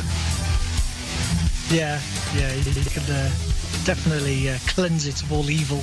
Yeah. I put no down there just because. That brings us to the next question. Sell dishes, pans, and silverwares at your garage sale? Yes. Absolutely. That's right. Boy, you want your hotel room to be clean, but boy, you go to your house, it looks like, what? Same thing. So that brings us to what would you buy at Courtney Love's garage sale? A box of charged spoons and used heroin needles?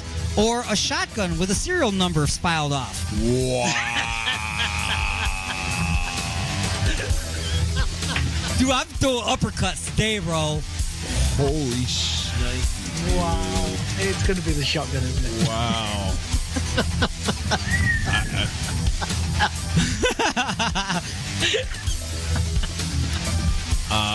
A cure for hepatitis. That's what I want to buy. She would definitely not have the cure for hepatitis. Yeah, you won't find that there, my friend. She's the reason for the research. I don't want to answer that one. You're just not answering I'm that. just not answering it. He has the opt-out I have the option. opt-out button on that one. I'm not even going to Courtney Love's house because she has hepatitis. Right, exactly. You can So hear I don't the want to buzzing get it. of, Right. of the critters crawling all over you as you approach. But Sir Martin of Mad had the right one, though, with the shotgun. What are you going to do with the charred spoons and heroin needles? Come on. So, what would be a better... What would be a better Too Soon style garage sale find? Mama Cass's half-eaten ham sandwich? Or an Epstein home video security system? Oh, Jesus. Okay, I definitely would not have that, because that would be evidence, and I don't want to be anywhere near that. I'm going with that one. You go with Epstein one, that's a better one. I'm just going to say it's all bad news. All of that's bad news. I got to hurry up since we're actually over time now. What is the true name for the random items found at rummage sales? Knickknacks, bric-a-brac, or random crap they no longer have room for? Random crap that they no longer have room for. The true answer is all of the above. All of the above. Number 9, what is the difference between the items you buy at Walmart and the items you buy at a garage sale? Is it the price, the return policy, or the quality? The return policy. You say the return policy. Martin and Mad.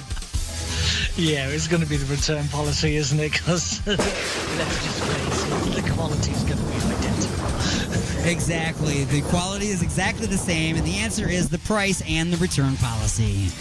And finally, number 10, true or false? Is it illegal to have a garage sale without applying for, paying for, receiving, and displaying a city-issued permit?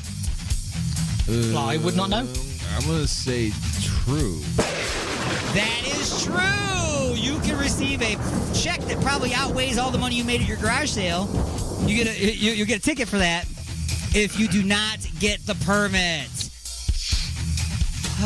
But I don't think you really need one at some of those to buy some of those items. You know, like I don't think you're getting a permit to sell a shotgun with the serial number filed off. It's probably a bad news situation. And folks, that has been just a few questions. The views and opinions expressed in the following show do not necessarily represent those of this station or its sponsors. Come in. Here's your morning briefing, sir. You forgot my toilet tweet. Don't you remember? You're not allowed to tweet anymore, sir. I forgot. It's okay, sir. That's why I'm here. I hate Mondays. Not much to do when you're in the office of the former president. Well, you could always listen to the radio, sir. That's different. What's on? Oh, I don't know.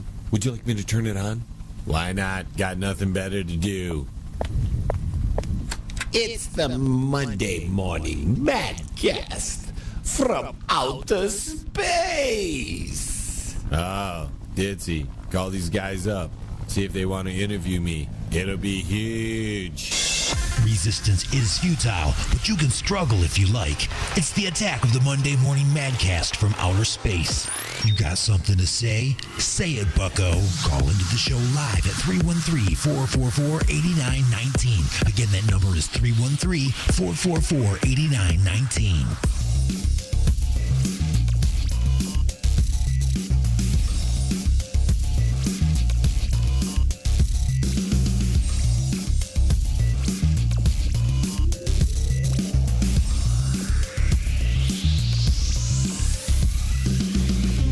Gone? He's not gone. That's the whole point. He's never gone. Is this some radical new therapy? You see?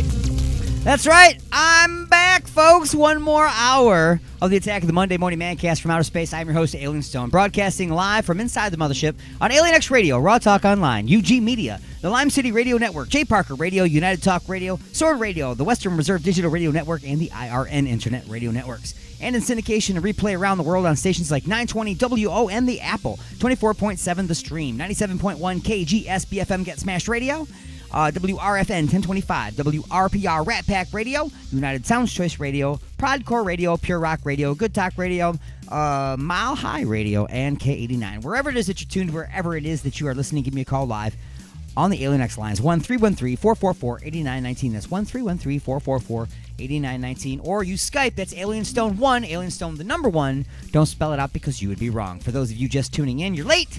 We get things underway at 9 a.m. Eastern right here on this fantastic radio station. Folks, check with your local stations for replay and syndication times. All right, coming up this hour, more music for your Vajira holes, some more punchlines, and the brand spankinest new episode of Just a Few Questions. And what is that one called? Ashes to Ashes, Twitter to Musk. That is coming up, and it is hilarious. So, Sir Unit of D and Sir Martin of Mad of UG Media, both, of course, were in the hot seat for that one. So, tune in and listen to them squirm. In the meantime, we got to get some music into your Vajira holes. I have no idea what to play. I on the Monday Morning Madcast, I have no plans, and I'm the only person here, so I can make all the decisions, right? Maybe that's why. Because on the other shows, I always go, hey, what do you want to listen to? Hey, what do you want to listen to? Hey, what do you want to listen to? And they just give me stuff.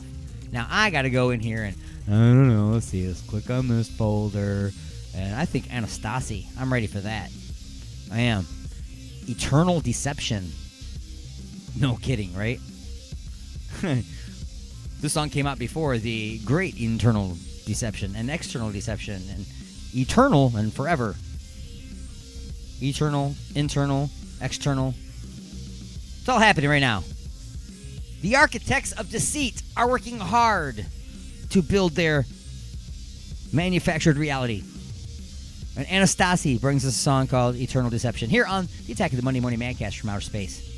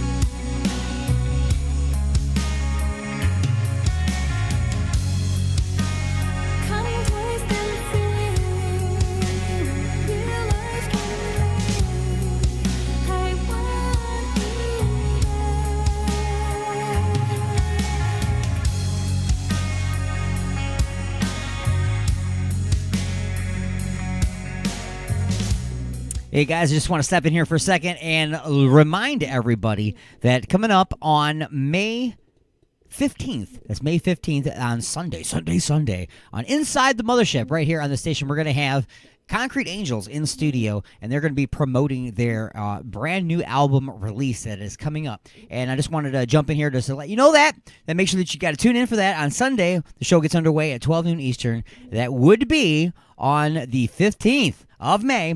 And here's what it sounded like when they stopped in quite a long time ago on the Vinny and the Aliens show, and they did a live performance acoustically.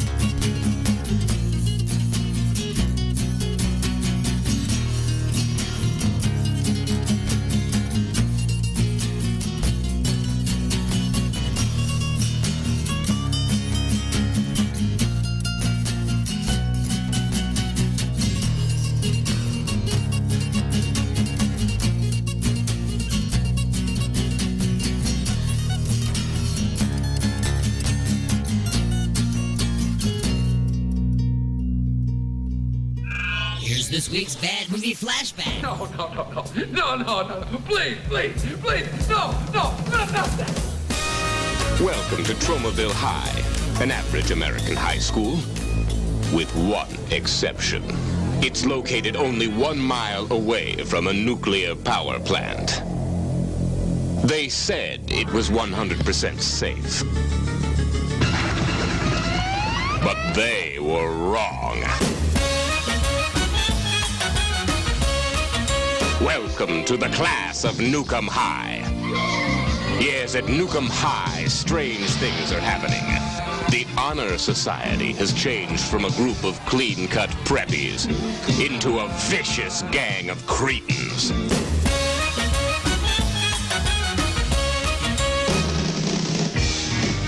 The teenage student body is transformed into horrifying mutations. And physical education is turned into a nightmare of violence. Introducing Warren and Chrissy. I love you. Two young lovers caught in a world gone mad. I have to die! Yes, at Nukem High, anything can happen. And does. The class of Nukem High, where you'll learn the 3 R's. Reading, writing, and radiation. The class of Nukem High. Rated R.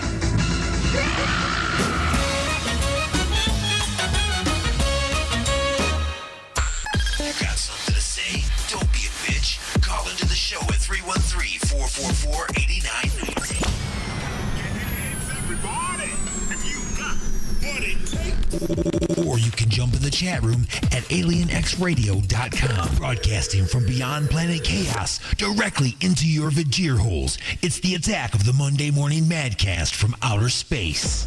Come on. Am I the meanest? Alien Stone. Am I the prettiest? Alien Stone. Am I the baddest mofo low down around this town? Alien Stone. But who am I? Alien Stone. Who am I? Alien Stone. I can't hear you. Alien Stone. The Shogun of Harlem.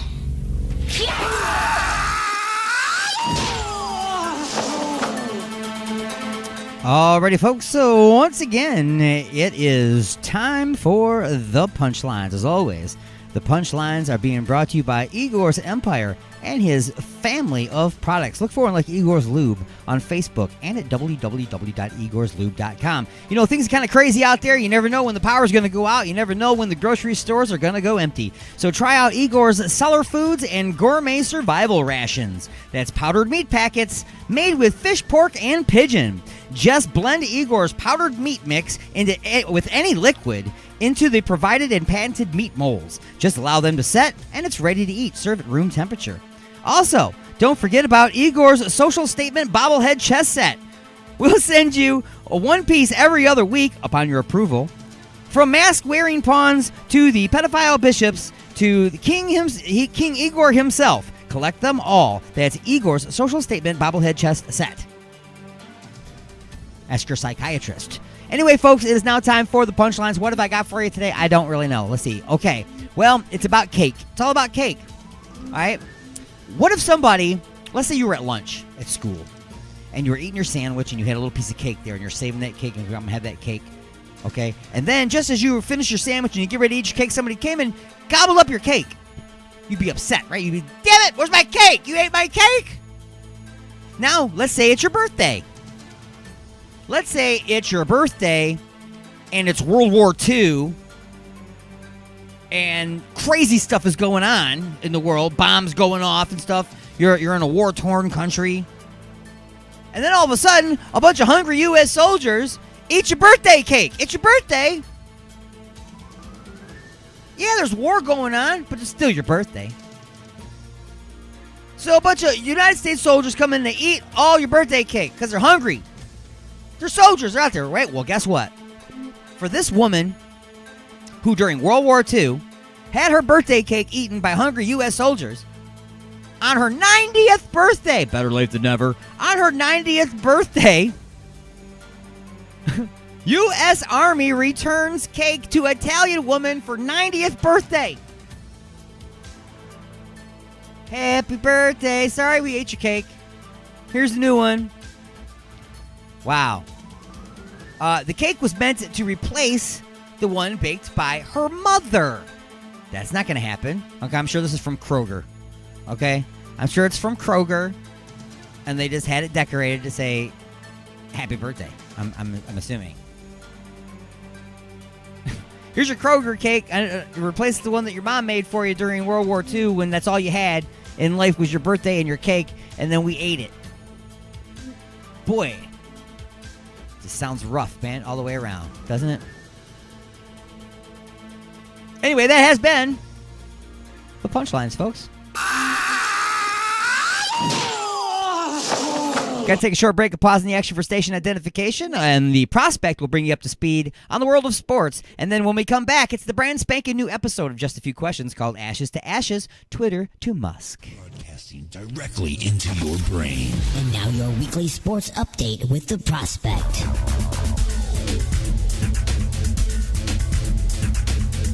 The showers of April have successfully brought in the flowers of May, and it also brought the weekly sports update with the prospect on Alien X Radio. The 2022 NFL Draft is officially in the books. The live event was the first since the pandemic, but kept the fireworks and surprises that have been seen in drafts past. Some notable things to take away from it. The draft was mainly favoring every position except the quarterback position. The first one to be picked was at number 20 spot, when the Pittsburgh Steelers chose Kenny Pickett from, you guessed it, Pitt. And to see the second quarterback drafted, you had to go deep in the second round when the Atlanta Falcons picked Desmond Ridder from Cincy. This was possibly because all the hoopla about the signal callers went weeks, if not months, before the event, when notables like Carson Wentz, Deshaun Watson, and even Russell Wilson were sent to new teams in eye-opening moves. Many owners felt that the situation involving these veterans made their picks more valuable, bolstering their offense or bringing in much-needed run stop. Besides the 1-2 combination of Trayvon Walker to Jacksonville and Aiden Hutchinson to Detroit, the spotlight of the first part of the event was surprisingly the wideout. 17 receivers were picked through the first 3 rounds, which was tied with the 1994 and the 2007 draft for the most positional players picked in that span. Drake London, Garrett Wilson, Chris Olave, Jameson Williams, and Jalen Tolbert are among the robust list of pass catchers that got the call to the big league. For the first time in NFL draft history, 10 teams did not make a pick in round 1. The LA Rams, the NFL has the fight in the trenches as the game within the game, and the trades are the game within the game in the draft. One of the more notable trade situations was when the Lions jumped 20 picks to acquire Williams. For some, the draft was everything that was expected. For others, it was a moment to see their team have that necessary rebuild. For Iowa State's Brock Purdy, it's the chance to make a statement. Mr. Purdy has 2 titles after Saturday, quarterback with the 49ers and Mr. Irrelevant. 262nd and very last pick of the draft went to the 22-year-old who was not looking at this as an embarrassment, but as a chance to prove himself. Purdy said that he knew he would land in California after a meeting with quarterbacks coach Brian Griese, who must have saw something in him to use their last pick to acquire him. Maybe it was the 12,170 passing yards in his college career. Maybe it was the 81 touchdowns. Who knows?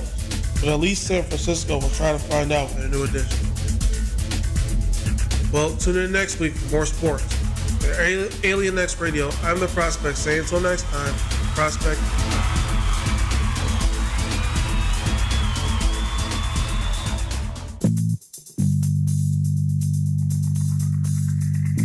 Oh, honey, what a wonderful surprise. A dozen roses and chocolates, a candlelit dinner, and now champagne and strawberries by the fire. You're so romantic. What do you say we get a little closer?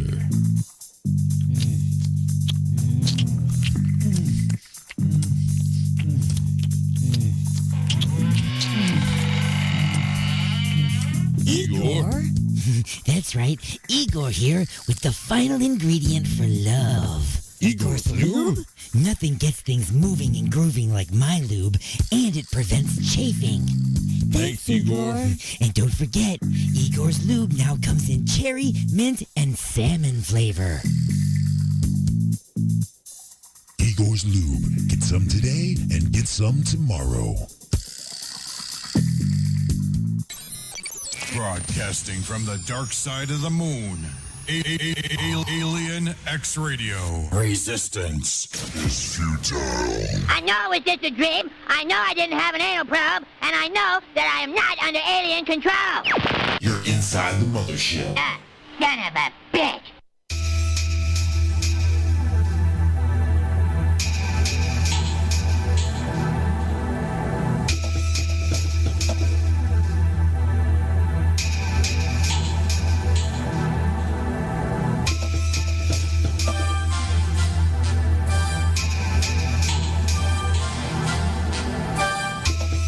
And now it's time to answer just a few questions.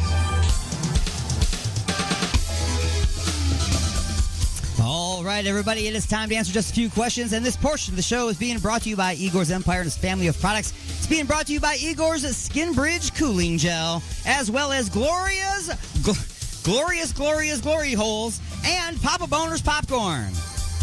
Look for it in like Igor's Empire and Igor's Lube on Facebook at www.igorslube.com. On the hook today, we've got Sir Martin of Mad from UG Media. Hello. And Sir Unit of D, co-host extraordinaire of Inside the Mothership. You say very with extreme seduction, sir. Well, I just sprayed on a couple squirts of the Igor's Lube to see how we're going to get screwed today. Well, it's better than being Igor's Lube in a squirt bottle. Just lean forward, pour it over your back, and it just finds its way there. It just goes. Follows the crevices. It's like heat-seeking. Right. Igor's new heat-seeking lube. Wow. Anyway, folks, it is time to answer just a few questions. Here we go. Question number one. Question number one. Question number one. Gotta pay attention. Let's go. There are no shortages of news stories as of late. Not news stories, but news stories. I forgot. Same thing. Yeah. I mean, you can't turn on a TV, a computer, or even look at your phone without seeing something about the semiconductor chips, shipping delays, retired professional fighters punching people on airplanes. That was some funny shit. Korea testing another missile. China's human rights violations, COVID-19, Epstein Island, Hunter Biden laptop, inflation, shit on Johnny Depp's bed, and the Russia war on the Ukraine. With all of this going on in the world, the craziest groups of people have decided to band together and go all in to fight what they consider to be the most important fight of our lives as humans on this planet. What was the headline that set their hair on fire? They got them all together. Was it A? They're called seasons.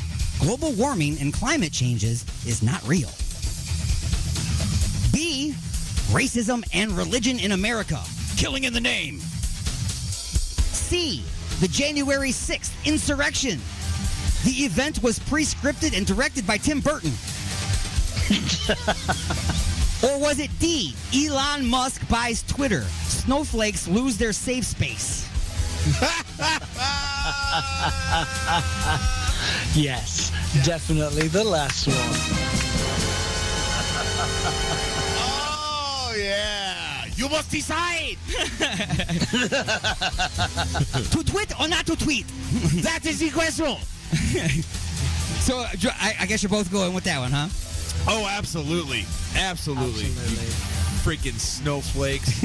Elon Musk Meltdown in aisle 5. Meltdown. 6 and 7. Meltdown. Meltdown. No more tweets. Meltdown. All right. Tweet this. I got your tweet right here. Almost immediately after Elon Musk's offer was accepted by Twitter, the screaming began. The people...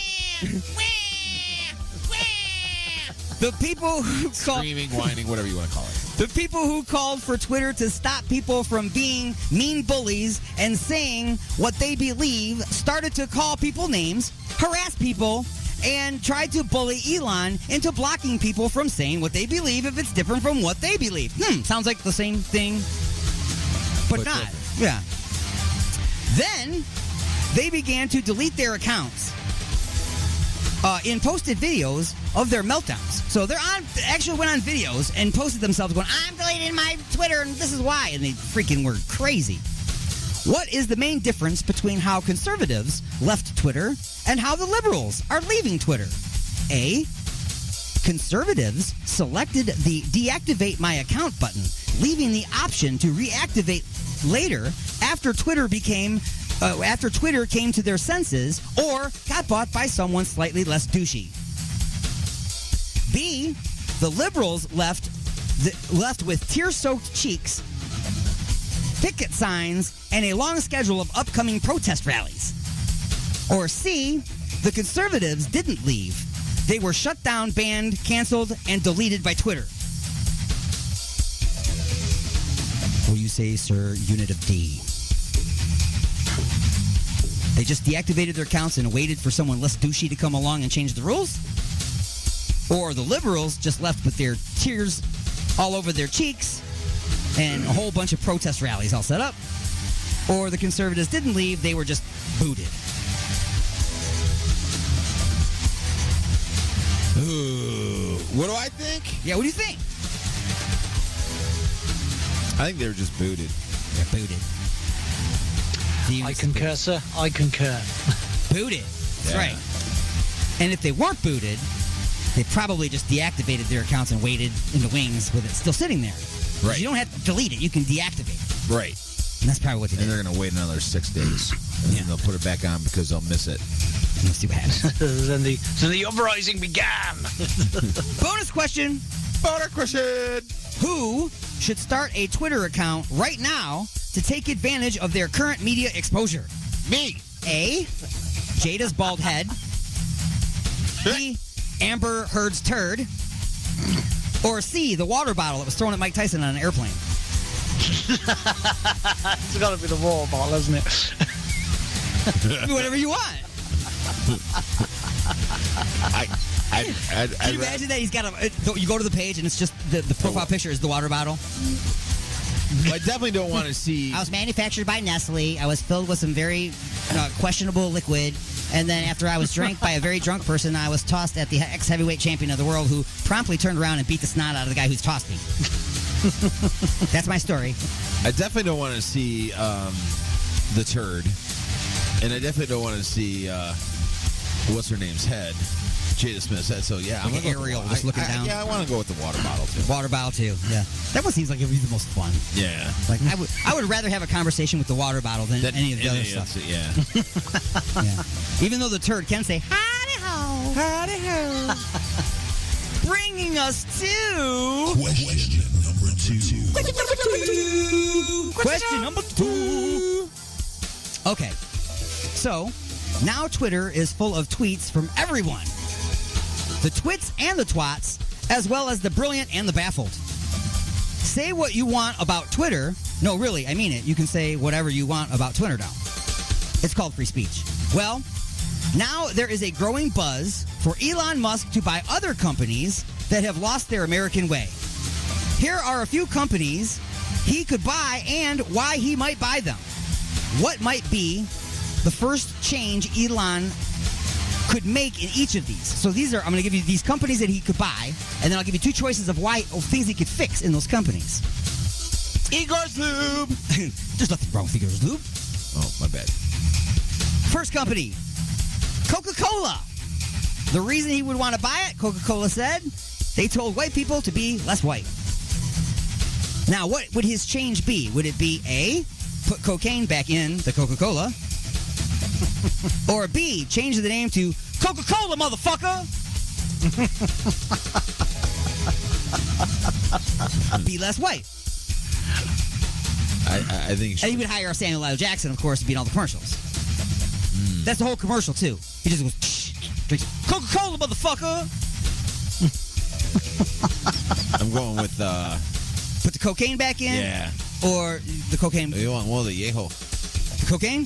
Go with the yeho. I go with the cocaine. You going with the cocaine too?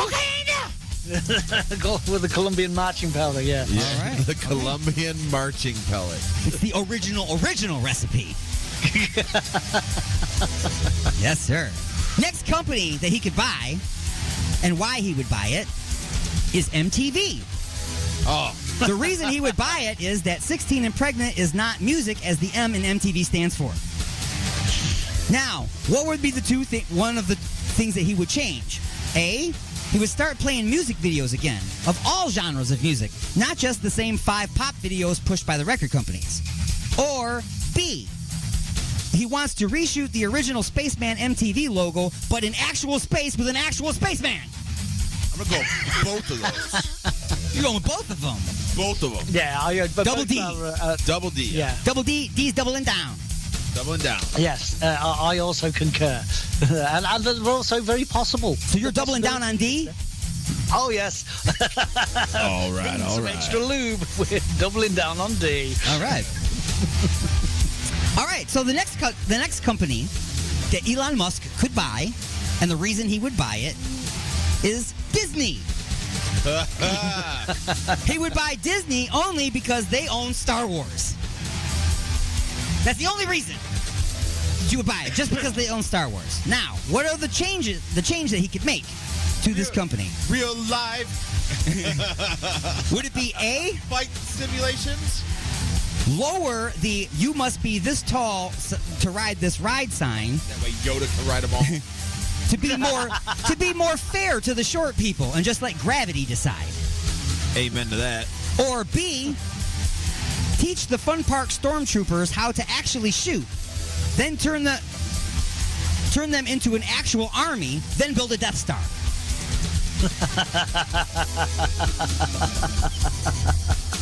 I'm going to double down on that one too. Both are good. I too am going to double down on that. Okay, so we're lowering the sign, letting the kids fall off the roller coaster. Dude, even Yoda and we're training should be able the to ride the stormtroopers. Millennium Force, dude. But Yoda can fly, so Well, so then he can just float inside the right. So it don't matter. seat. If he was too short, he would just like levitate to the sign and float right past me. Like, see, I'm up height. And then when the guy looks down, he goes, "But you're letting." He was like, "These are not the feet you're looking for." Number 4, he could buy Facebook. Elon Musk could buy Facebook, and why? For the same reason he bought Twitter. Now, what would he change? A, block all the fact checkers, or B, post the fact checkers' home addresses. Here's a fun fact for you. You know when I posted that thing about that funny news article about Bigfoot being seen again? Yeah. I actually got Facebook fact-checked for that. Really? Yeah, I did. I'm like, dude, he was zero sense of humor. Hey, Facebook, it's Bigfoot we're talking about, okay? Bigfoot. So you go Wrestling the Loch Ness Monster. Right. In Atlantis. In a ladder match. In Atlantis. In Atlantis, yeah. For the MTV Video Music Award guy trophy. Yes. That's the title. Shot by Elon Musk in actual space with an actual spaceman. Yes. Gotcha. On the Death Star. On the Death Star, yeah. That's the way you put together an episode of Just Two Questions. Right there. I can't wait for this shower curtain to come out. Oh, man. So you're both doubling down on that one? Doubling down. Yes. All right. Okay. Number 5, he could buy McDonald's. Oh, dude, you can't really. Elon Musk would buy McDonald's. Well, all right, go on. Now, why would he buy McDonald's? Well, the reason he bought McDonald's is to make the McRib available always, so that people who love it can have it always, and people who hate it can hate it always. It's called inclusion, folks. Now, what is one of the changes that he could make? A, bring back the McDonald's animal crackers. And no, I don't mean the unruly Caucasian customers seen fighting in the lobby on viral videos. I mean actual animal crackers. Or B, make Joe Biden the new mascot and spokesperson to keep the clown theme going.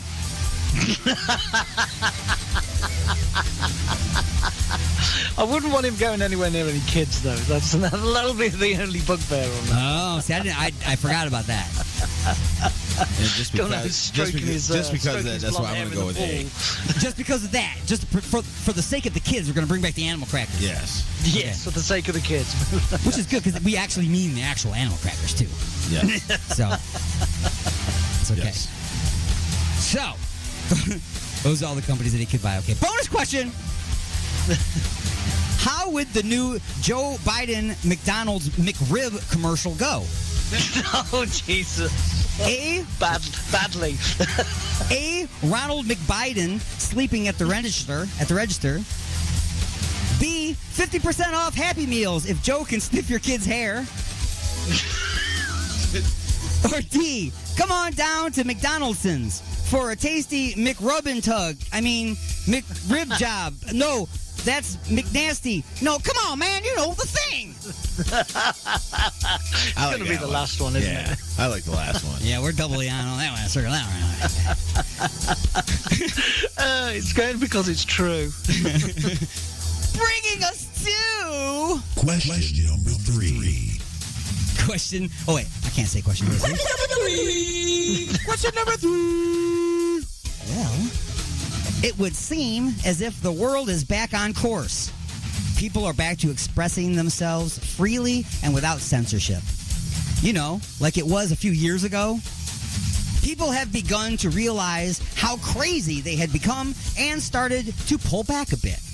Aunt Jemima is now back on the shelf next to Uncle Ben. And the Native American woman is back to selling you butter. People have stopped bitching as much. Bitching as much.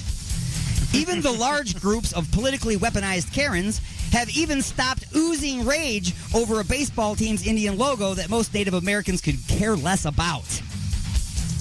The cancel culture has finally been canceled. Elon has risen to the leadership of the New Republic. He commands the largest theme park army in the galaxy. And after merging SpaceX with NASA, he has built a fully operational battle station, casino, and resort in Earth's orbit. What is the name of his space station?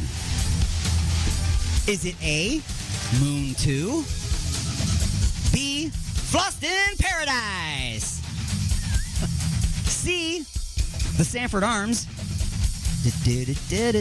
or Starbucks? You can always make up your own answer, too.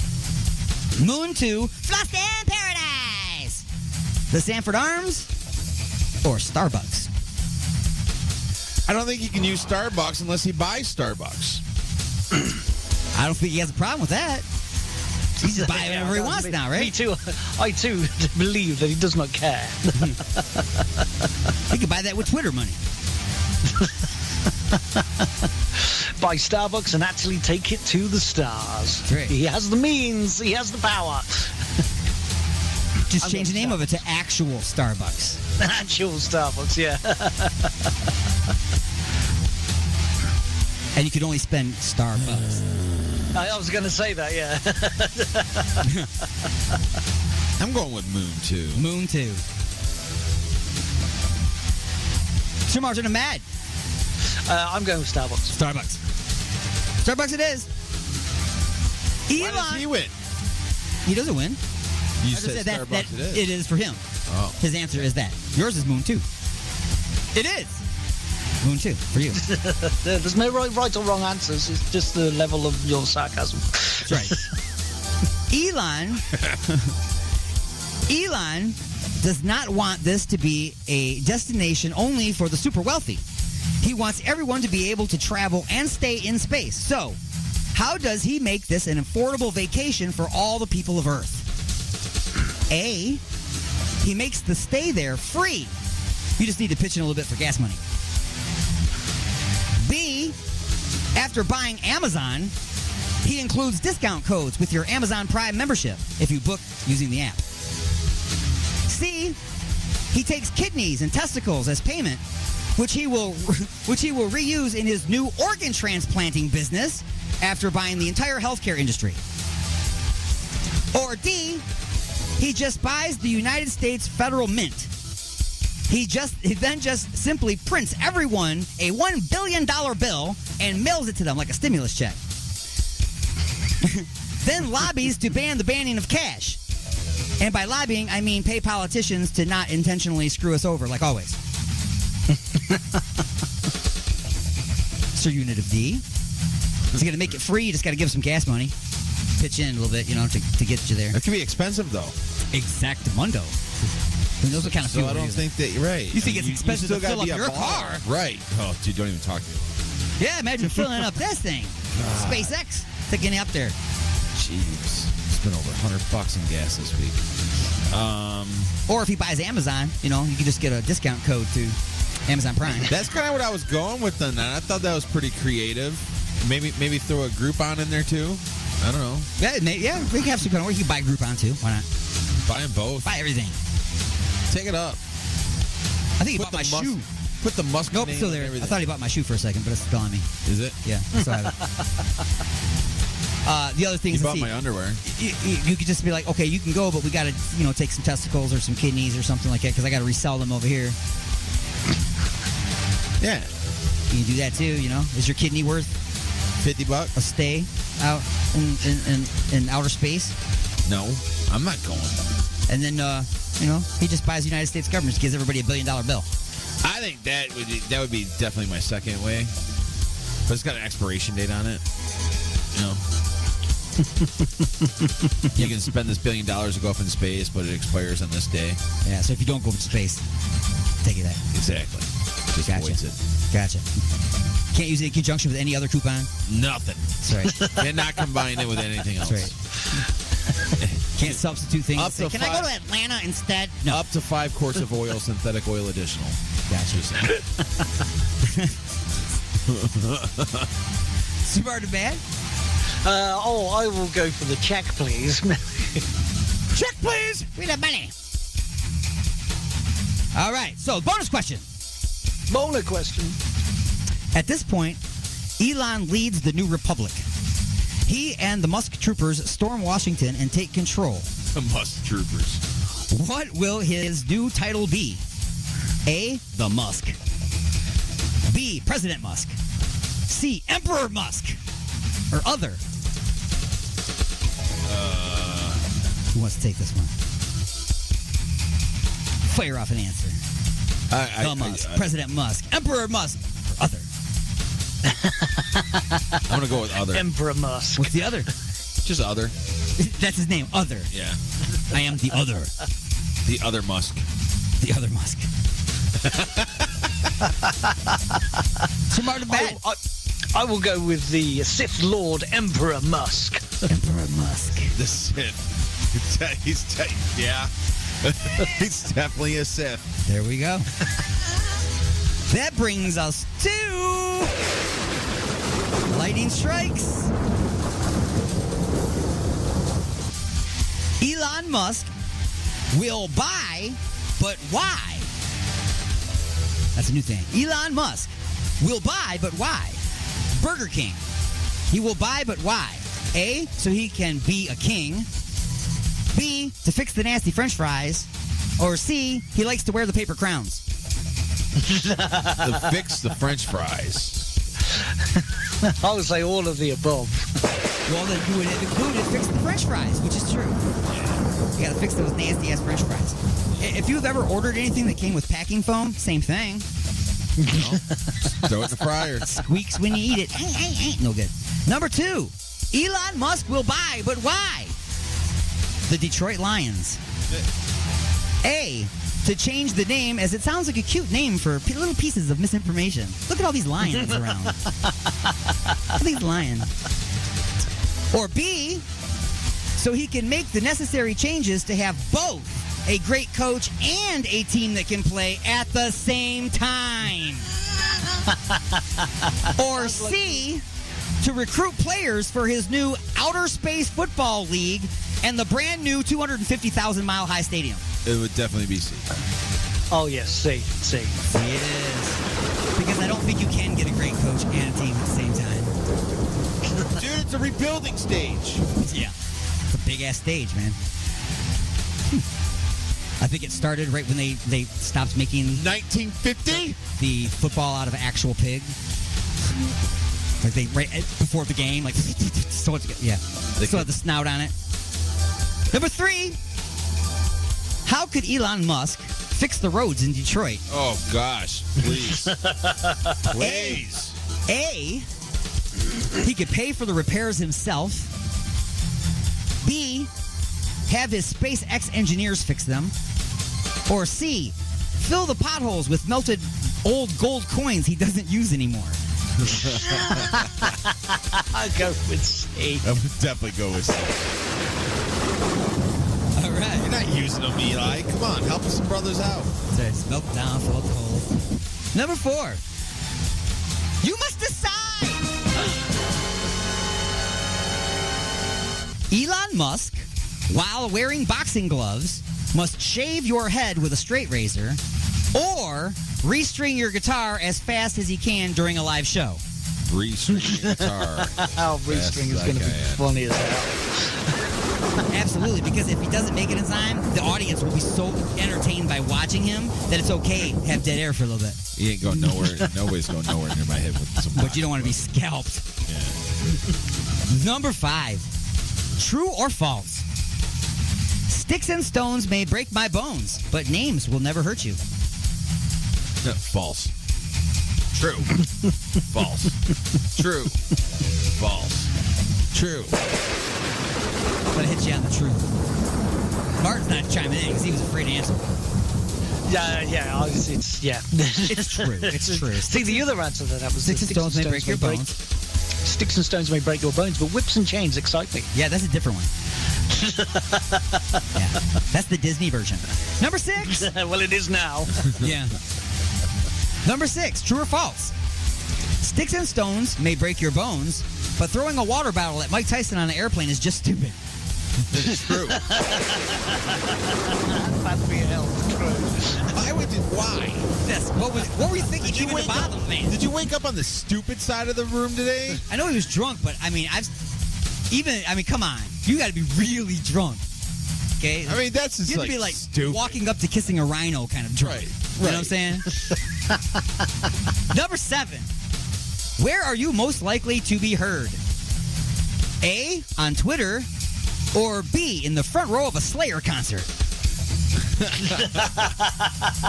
Front row of a Slayer concert?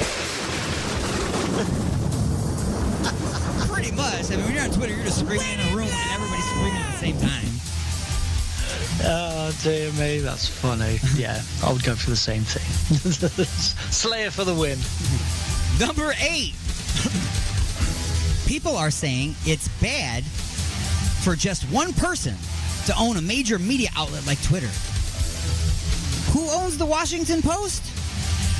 Jeff Bezos. Hey, I was going to say, is it A, Bill Cosby, B, Jeff Bezos, or C, Elvira, Mistress of the Night? It's definitely B. Definitely Right. B. So one person owns Amazon and the Washington Post. Okay, all right, okay. But you're mad about Twitter. Okay. Number 9.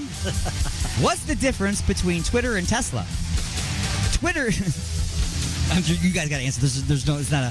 It's not a multiple question. What is the difference between Twitter and Tesla? Twitter doesn't have a national recall on every single one of its cars that has ever been made. That's damn near the answer. That's pretty close. Very good, yes. Until I saw that, I'm like, wow! That's going to back it up a few steps. See, now, even though that is the correct answer, the actual word-for-word answer is Twitter's autonomous driving feature does not crash you into a semi-truck at stop signs. Essentially, what you said. You just gave the very legal version. Yes. And finally... The legal version. The legal version. And finally, number 10. What's Elon's DNA and artificial insemination company called? That's right. His DNA and artificial insemination company called? Is it A, Musk Be the Daddy? Or B, Elon's Custom Babies? Oh, it's got to be A. I'm going to double down. It could be either one. Absolutely. And ladies and gentlemen, oh wow, that has been Just a Few Questions. all right, folks. That is all the time we got for this week on the Attack of the Monday Morning Madcast from outer space, as heard from inside the mothership on Alien X Radio in Detroit, Michigan, United States of America, Milky Way Galaxy. All right. Until next time, the Alien Stone saying, don't crap the bed and don't take a job pretending to be the president. Peace out, yo.